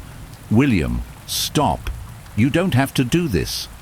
The hooded figures didn't react, their chant continuing uninterrupted. But Elspeth turned her head slightly, her hollow eyes locking onto Alex's. Her lips parted, and for the first time she spoke directly to him. "Prove it." Alex's mind raced. He reached into his pocket and pulled out the locket, holding it high. "Elspeth, this locket, this truth, deserves to be known. You don't need revenge. You need justice." The chanting faltered, the figures glancing at one another as if unsure. William hesitated, his grip on the dagger loosening. Alex pressed on. "What they did to you was wrong, and I won't defend it. But if you keep this curse alive, it won't bring you peace. It'll just keep the pain going." Elspeth's gaze softened slightly, the shadows around her form dimming. "And what will you do, Alex Sterling? What will you sacrifice to end this?" Alex stepped into the circle, his voice steady. "Whatever it takes, my life, my legacy, if that's what you need to find peace, I'll give it to you." Simon grabbed Alex's arm. "Alex, no, you don't have to." "I do," Alex said firmly, shaking him off. "This isn't just about me. It's about ending this for everyone." The vision shattered, and they were back in the east wing of the manor. Elspeth stood before them, her form wavering like a candle flame. Her hollow eyes bore into Alex's, searching, judging. For a long moment, there was silence. Finally she spoke, her voice soft but resonant. "You have done what your ancestors could not. You have faced the truth. You have offered atonement." The oppressive energy in the room lifted, replaced by a sense of stillness, a fragile, tenuous peace. The spiral marks on the floor dimmed, their glow fading into nothing. Elspeth stepped back, her form dissolving into faint wisps of shadow. "The curse is broken, but the weight of your bloodline's sins will linger. Remember this night, Alex Sterling. Remember what it took to end it." With those final words, she vanished. Simon exhaled sharply, sinking to the floor. "Is it over?" Alex looked at the locket in his hand, its surface dull and lifeless now. He felt an overwhelming sense of exhaustion, but also relief. "I think it is." The house seemed quieter, lighter. The shadows were gone, and the whispers had faded completely. For the first time since arriving at Sterling Manor, Alex felt like he could breathe. The oppressive weight that had clung to Sterling Manor since Alex's arrival was gone. The air was lighter, the shadows no longer writhed unnaturally, and the faint malevolent whispers had faded into silence. Yet the house still felt deeply unsettling, a hollow echo of the horrors it had witnessed. Alex stood in the east wing, staring at the spot where Elspeth had vanished. The spiral marks on the floor were now nothing more than faint scorch marks, their glow extinguished. In his hand, the locket felt cold and lifeless, its once shifting patterns now fixed, as if its purpose had been fulfilled. Simon leaned against the doorway, his face pale and lined with exhaustion. "So, that's it then. She's gone." Alex nodded slowly, though uncertainty lingered in his chest. "The curse is broken. She said so." Simon let out a shaky laugh, sliding down to sit on the floor. "I can't believe we actually survived that."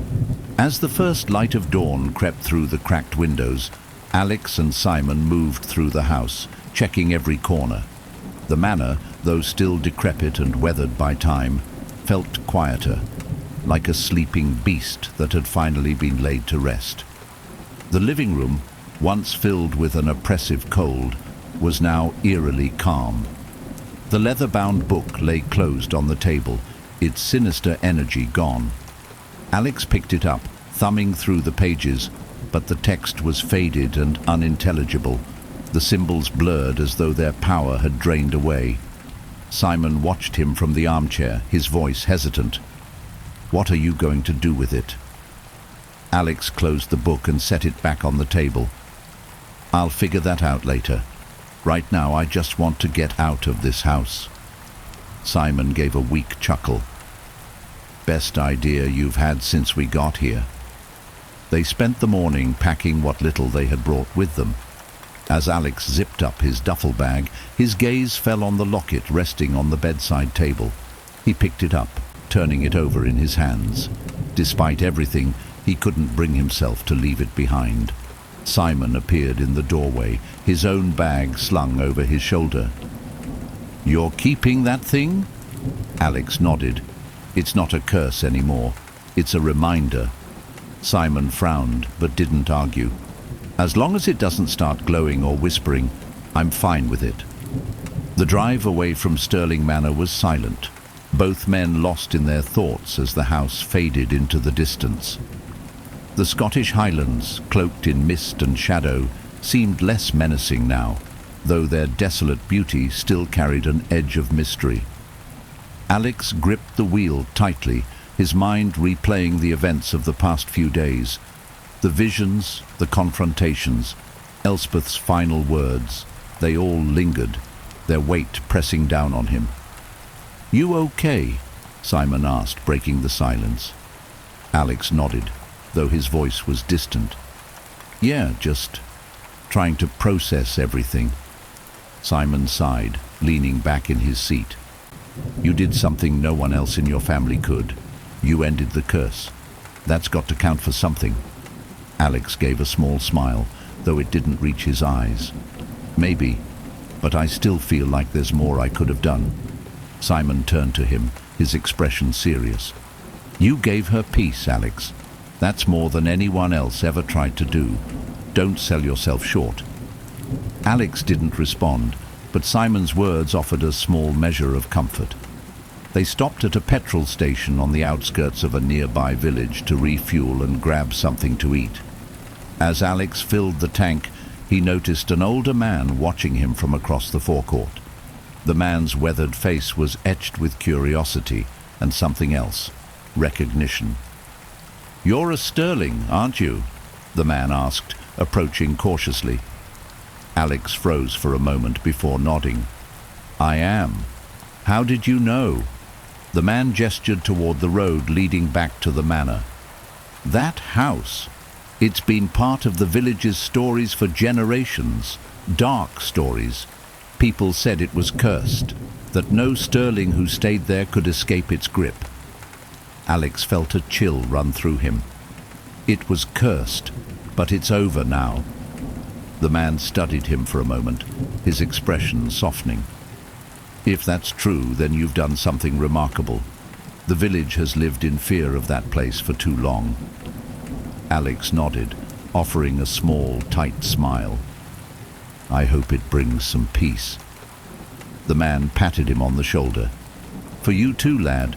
Peace is hard-earned. Don't waste it." As they drove away from the petrol station, Simon glanced at Alex. "Do you think he's right? That it's really over?" Alex stared at the road ahead, the locket resting in his pocket. "I think the worst of it is. But peace, that's something we'll have to figure out for ourselves." The shadow of Stirling Manor may have faded, but Alex knew its legacy would linger. Yet, for the first time, he felt like the weight of that legacy was something he could carry, not as a curse, but as a reminder of the truth, the price of betrayal, and the fragile hope of redemption. Weeks passed after Alex and Simon left Stirling Manor. Back in London, the bustling city offered a stark contrast to the oppressive stillness of the manor, but the memories of what had happened there refused to fade. Alex returned to his modest flat, trying to immerse himself in his work, but the shadows of the past lingered like a stubborn stain. The locket sat on his desk, its once menacing presence now subdued. Alex found himself drawn to it, often turning it over in his hands, tracing the intricate designs with his fingers. It was no longer a harbinger of doom, but a symbol of what he had faced and what he had survived. One evening, as Alex stared at the locket under the glow of his desk lamp, his phone buzzed. Simon's name appeared on the screen. "Hey," Alex said, answering quickly. "Hey," Simon replied, his voice lighter than Alex expected. "Just checking in. How are you holding up?" Alex glanced at the locket, then at the leather-bound book sitting beside it. He had brought it back from the manor, though its pages were now faded and unreadable, as if its purpose had been fulfilled. "I'm okay," Alex said after a pause. "Still trying to wrap my head around everything. What about you?" Simon let out a chuckle. "I've been sleeping with the lights on, if that tells you anything, but yeah, I'm okay. Better, I think." Alex smiled faintly. "That's good." There was a brief silence before Simon spoke again, his tone more serious. "Do you think it's really over? The curse, I mean." Alex sighed, leaning back in his chair. "I think so. The house felt different when we left. Quieter. And Elspeth, she seemed at peace, or as close to it as she could get." Simon hesitated. "Yeah, but what if—" "It's over, Simon," Alex said firmly, though he wasn't entirely sure if he was trying to convince Simon or himself. "We did what we could." Simon exhaled audibly, his relief palpable. "Okay, if you say so." After the call ended, Alex found himself unable to sleep. He sat by the window, staring out at the city lights as a steady drizzle painted streaks on the glass. The memories of Elspeth's hollow eyes, her anguished cries, and the weight of her vengeance haunted him, but they no longer felt like a curse. Instead, they felt like a reminder. A week later, Alex received an unexpected letter. The envelope was thick and formal, bearing the emblem of a law firm he didn't recognize. Inside was a letter and a small folded document. The letter read, "Mr. Alexander Stirling, we are pleased to inform you that the sale of Stirling Manor has been finalized. The property has been purchased by an anonymous buyer who has expressed an interest in restoring it to its original condition. Enclosed are the final documents for your records. Should you have any questions, please do not hesitate to contact our office. Sincerely, Caldwell and Burns Solicitors." Alex stared at the letter, a strange mix of relief and unease settling over him. He hadn't been sure what to do with the manor after breaking the curse, but selling it had seemed like the logical choice. Still, the thought of someone else living there, or even stepping inside, made his stomach twist. He unfolded the document and saw the finalized agreement, along with a hefty sum that had been deposited into his account. Financially, it was a lifeline, but emotionally, it felt like severing the last tie to the nightmare he'd endured. That evening, Simon came over, a bottle of scotch in hand. The two sat in Alex's living room, the locket resting on the coffee table between them. "You actually sold it?" Simon asked, his tone incredulous. Alex nodded, taking a sip from his glass. "It's not my home. It never was. I couldn't keep it." Simon leaned back, letting out a low whistle. "You think the new owners know what they're getting into?" Alex smirked. "If they don't, They'll find out soon enough. Simon chuckled, though the humor quickly faded. You think there's a chance she's still there? Alex's gaze drifted to the locket. Number she's gone. But her story, what happened to her, it's still part of that house. Maybe it always will be. Simon nodded slowly. I guess some places never really let go of their past. As the night wore on, the tension that had lingered between them since their time at the manor began to ease. They shared stories, laughed, and for the first time in weeks, Alex felt a glimmer of normalcy returning. When Simon left, Alex returned to his desk. He picked up the locket, its cold surface familiar now, almost comforting. He opened it, staring at the faded portrait of Elspeth, the woman who had haunted his bloodline, and yet, in the end, had found a measure of peace. I hope you're free now, Alex murmured, closing the locket. I hope we both are. He placed it back on the desk and turned off the light, letting the quiet of the night settle around him. The weeks stretched into months, and the weight of Stirling Manor's legacy began to fade, though it never entirely disappeared. Alex immersed himself in work, rebuilding his small marketing agency with the funds from the sale of the manor. His days were filled with meetings, deadlines, and the occasional shared drink with Simon, who had become more of a fixture in Alex's life after their ordeal. But even as life settled into a semblance of normalcy, Alex couldn't shake the feeling that the manor, and Elspeth, wasn't entirely done with him. The locket remained on his desk, its cold, intricate surface a constant reminder of what he had faced. One rainy evening, Alex sat at his desk, staring at the locket as the city lights reflected off its polished surface.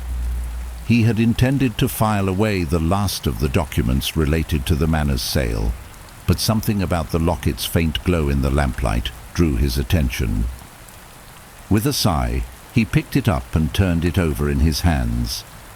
The portrait of Elspeth stared back at him when he opened it, her eyes filled with life and determination, a stark contrast to the vengeful spirit he had faced in the manor. "Why can't I let this go?" Alex muttered, closing the locket.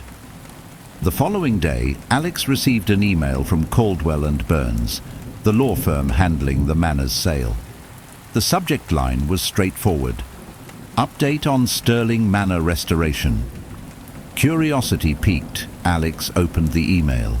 It was brief, explaining that the anonymous buyer had begun restoring the manor and had contacted local historians to preserve its architectural and cultural significance.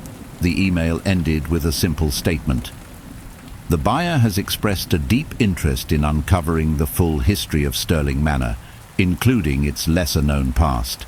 They've invited you to visit any time, should you wish to see the progress. Alex leaned back in his chair, the words replaying in his mind. He had no intention of returning to the manor, but the mention of its lesser-known past stirred something in him. Did the new owner know about Elspeth? Did they feel her presence as he had? He closed the email and pushed the thought aside, though it lingered at the edges of his mind. Later that evening, Simon called. "So, I hear the manor's getting a makeover," Simon said, his tone light but curious. Alex smirked. "Yeah, got an email about it this morning. Apparently the new owner wants to uncover its lesser-known past." Simon let out a low whistle. "Think they'll dig up anything we didn't already?" Alex's smirk faded. "I don't know. Maybe they'll find her." Simon was quiet for a moment. "You don't think she's still there, do you?" "No," Alex said firmly, "but her story is. And if they're digging into the manor's history, they'll come across it eventually." Simon hesitated. "Do you think that's a good thing?" Alex stared at the locket on his desk. "It might be. People should know what happened to her. It's the least she deserves." The next few weeks passed without incident, but Alex couldn't shake the nagging pull of the manor's history. One evening, he sat down with the leather-bound book he had brought back from the house flipping through its now faded pages. Most of the text was unreadable, but one passage caught his eye. It was faint, written in a delicate script he hadn't noticed before. To remember is to honor. To forget is to condemn. The words sent a shiver down his spine. He closed the book and set it aside, the locket still resting beside it. Eventually, Alex decided to write an account of what had happened. It wasn't for publication or public consumption. It was for himself, a way to make sense of the ordeal and ensure that Elspeth's story wasn't lost. He wrote about the curse, the visions, the rituals, and the truths he had uncovered. He wrote about her defiance, her pain, and her final words. By the time he finished, the weight in his chest felt a little lighter. Months later, Alex received another email from Caldwell and Burns. The manor's restoration was nearly complete, and the owner had unearthed a number of artifacts related to its history. Among them was a portrait of Elspeth, found in a hidden compartment behind the grand staircase. The email included a photo of the painting. It showed a young woman with dark hair and piercing eyes, her expression one of quiet strength. Alex's breath caught in his throat as he recognized her immediately. "They found her," he whispered. Simon, who was visiting that evening, leaned over to see the screen. "That's her, isn't it?" Alex nodded. "Yeah, that's Elspeth." Simon whistled softly. "Looks like she's finally being remembered." Alex closed the email and leaned back in his chair. For the first time in months, he felt a sense of closure, not just for himself, but for Elspeth. Her story was finally being told, her presence acknowledged, her pain honored. As he stared at the locket on his desk, Alex made a decision. He opened it one last time, gazing at her portrait before placing it in a small box alongside the leather-bound book. He closed the lid and set the box in the back of his desk drawer. It wasn't about forgetting, it was about moving forward. The months after the restoration of Stirling Manor marked a turning point for Alex. Though the shadows of the past still lingered in his thoughts, they no longer consumed him. Life had returned to a manageable rhythm, the weight of the curse lifted, and with it, a newfound sense of clarity. One crisp autumn morning, Alex stood on the balcony of his London flat, a steaming cup of coffee in hand. The city hummed with life below, the sounds of traffic and distant conversations grounding him in the present. He thought back to the manor, to Elspeth, and to the haunting journey that had brought him to this point. "I wonder if she's truly at peace," he murmured to himself. The thought was no longer one of dread or guilt, but of quiet reflection. He had done what he could to honor her memory, to confront the sins of his bloodline, and to end the cycle of vengeance. Whether it was enough, only time would tell. Later that week, Alex received another letter from Caldwell and Burns. It was a formal invitation to the grand reopening of Stirling Manor.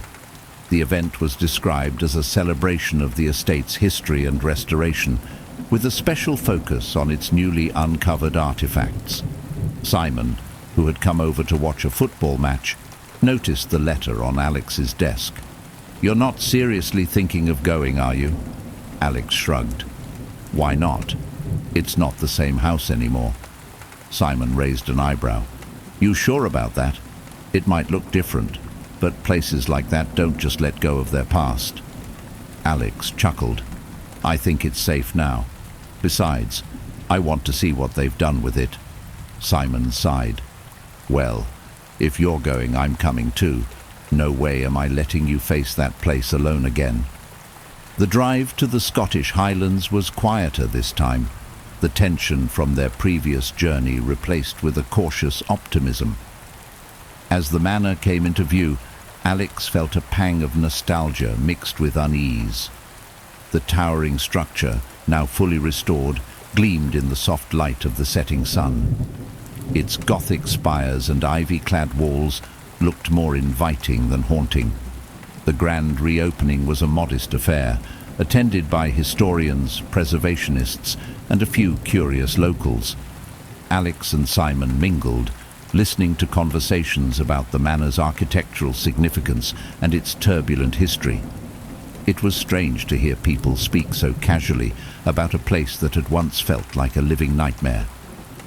Toward the end of the evening, Alex found himself standing in the grand hall, staring at a newly unveiled portrait.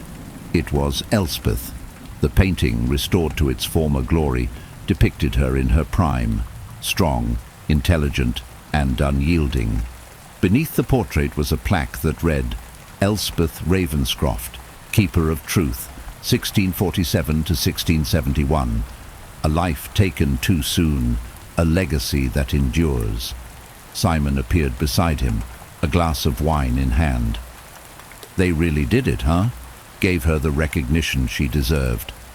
Alex nodded, his gaze fixed on the portrait. "She's not just a ghost anymore. She's part of the story, her story." Simon clinked his glass against Alex's. "To Elspeth, and to you, for not giving up." Alex smiled faintly, raising his glass. "To Elspeth." As the evening wound down, Alex wandered the grounds, his steps leading him to the chapel. The structure had been carefully restored, its stone walls reinforced, and its stained glass windows pieced back together. Standing inside, Alex felt a strange sense of calm. He knelt briefly at the altar, running his fingers over the spiral carvings that had once been so ominous. Now, they felt like echoes of a history that had finally been laid to rest.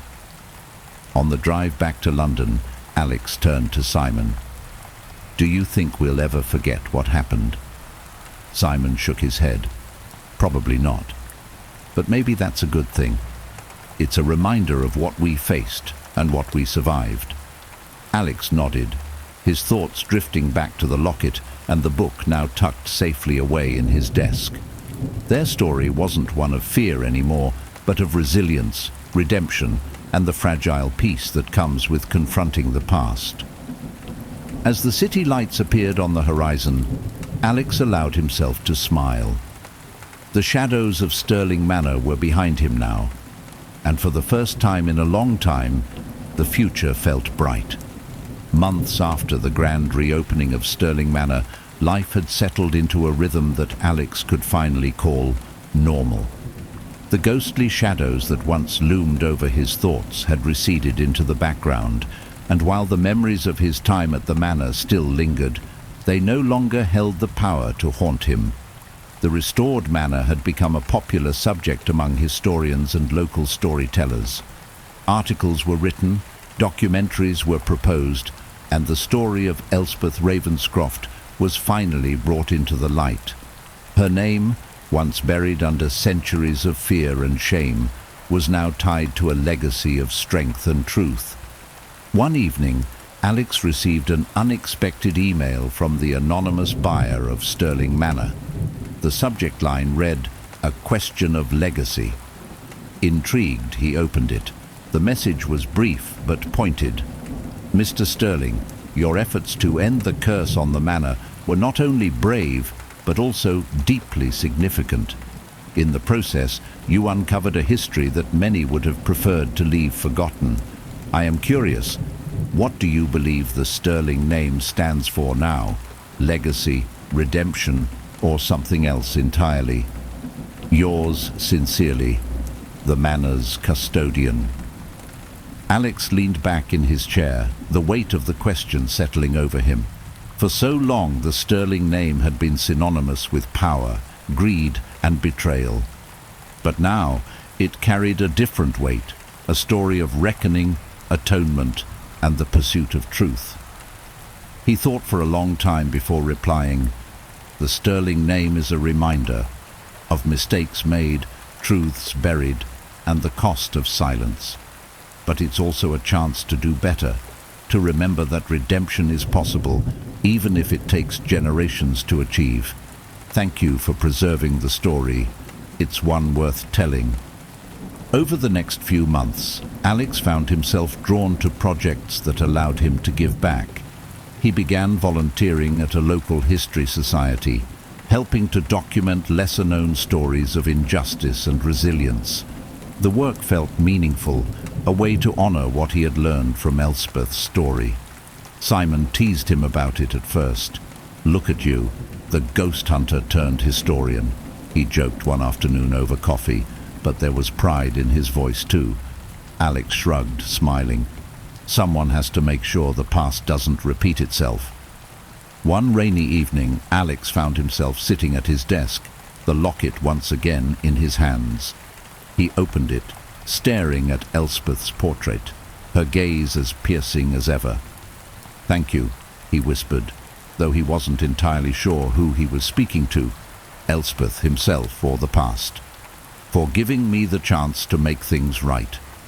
He closed the locket and placed it back in its box, a quiet symbol of a chapter that had finally come to an end. The Sterling name would always carry the weight of its history, but for Alex, it no longer felt like a curse. It was a legacy, one that he had the power to shape and redefine. And in that, he found a measure of peace. A year after Alex had left Sterling Manor, life had settled into an unexpected but welcome calm. The memories of his time there, though vivid, had faded into a strange sort of clarity, more like lessons learned than wounds still healing. The manor's history, once shrouded in shadows, had become a beacon of curiosity for historians, locals, and even tourists, drawn by the stories of Elspeth Ravenscroft. One bright spring morning, Alex stood in a lecture hall at a small university near London. He hadn't planned on becoming a public speaker, but a professor at the university's history department had invited him to share his story, specifically how confronting the past could shape the future. The room was filled with students, faculty, and a few curious members of the public. At the front of the room, a projection screen displayed a restored image of Sterling Manor, its Gothic facade gleaming in the sunlight. Alex adjusted the microphone and took a deep breath. "Good morning. My name is Alex Sterling, and for most of my life I didn't think much about my family's legacy. It was just a name, something tied to an old house I'd never visited, but a year ago that changed." He paused, letting the weight of his words settle over the room. "I went to Sterling Manor thinking it was just a property, a forgotten relic of the past. What I found was something far more powerful, a story buried under centuries of fear, betrayal, and silence." The audience was rapt as Alex recounted his experience, omitting the more supernatural elements, but preserving the essence of what he had learned. He spoke of Elspeth, the betrayal she endured, and the curse that had haunted his family for generations. He talked about how confronting the past, no matter how painful, was the only way to move forward. As he finished, the room erupted in applause. The professor who had invited him stood and approached with a smile. "Thank you, Alex. Your story is a powerful reminder of the importance of history and the courage it takes to face it." Alex nodded, shaking the professor's hand. "Thank you for giving me the chance to share it." Later that evening, Alex returned to his flat, feeling lighter than he had in months. As he stepped inside, his phone buzzed with a message from Simon. "Simon, heard you were a hit at the uni. Don't let it go to your head. Drink soon." Alex laughed, typing a quick reply. "Absolutely. First round's on me." He placed his phone on the counter and walked to his desk, where the locket still sat in its small box. He opened it, gazing at the faded portrait of Elspeth. "Your story's out there now," he said softly. "It won't be forgotten." As the months rolled on, Alex's life continued to evolve. His work with the local history society grew into a passion, and he began collaborating with writers and documentarians interested in the Sterling legacy. The manor itself had become a symbol of redemption, its restoration a metaphor for the power of confronting and honoring the past. Simon, ever the skeptic turned reluctant believer, joked one evening over drinks. "You've turned into a proper historian." Bet Elspeth would be proud. Alex raised his glass with a grin. Here's hoping. One day, as Alex sorted through old documents at the History Society, he came across a letter he hadn't seen before. It was addressed to William Sterling, dated months before Elspeth's death. The handwriting was delicate but firm, and the message sent a chill through him. William, you cannot silence the truth forever. The cost of your ambition will be far greater than you realize. Do what is right before it is too late. E.R. Alex sat back, the letter trembling in his hands. It was a reminder of the choices that had led to so much pain, and of the choices he had made to end it. He carefully preserved the letter, placing it in a file labeled Sterling Legacy, Truth and Redemption. Years later, when Alex thought of Sterling Manor, it was no longer with dread or guilt, but with a quiet sense of fulfillment. The shadows of the past had been illuminated, the weight of the curse lifted, and the truth laid bare for all to see. Elspeth's story had found its place in history, and so had Alex's. And so the shadows of Sterling Manor were finally laid to rest. The truth, buried for centuries, was brought to light, not without pain, sacrifice, and the courage to confront the sins of the past. Elspeth Ravenscroft's vengeance wasn't about destruction, it was about justice. Her story, long silenced by betrayal, now echoes through time as a haunting reminder that the past has a way of reaching into the present. But I'll leave you with a question, my dear listeners. If you were in Alex Sterling's shoes, would you have faced the curse head-on, risking everything to make things right? Or would you have walked away, leaving the shadows to claim what they will? The Sterling name will carry its history forever, but Alex proved that redemption is possible, even if it takes generations to achieve. Thank you for venturing into the dark with me tonight. If you enjoyed this tale of mystery and suspense, don't forget to like, share, and subscribe for more stories that will keep you awake long after the lights go out. This is Mr. Dark, signing off. Remember, the shadows are always watching, and sometimes they're waiting. Sleep well, if you can.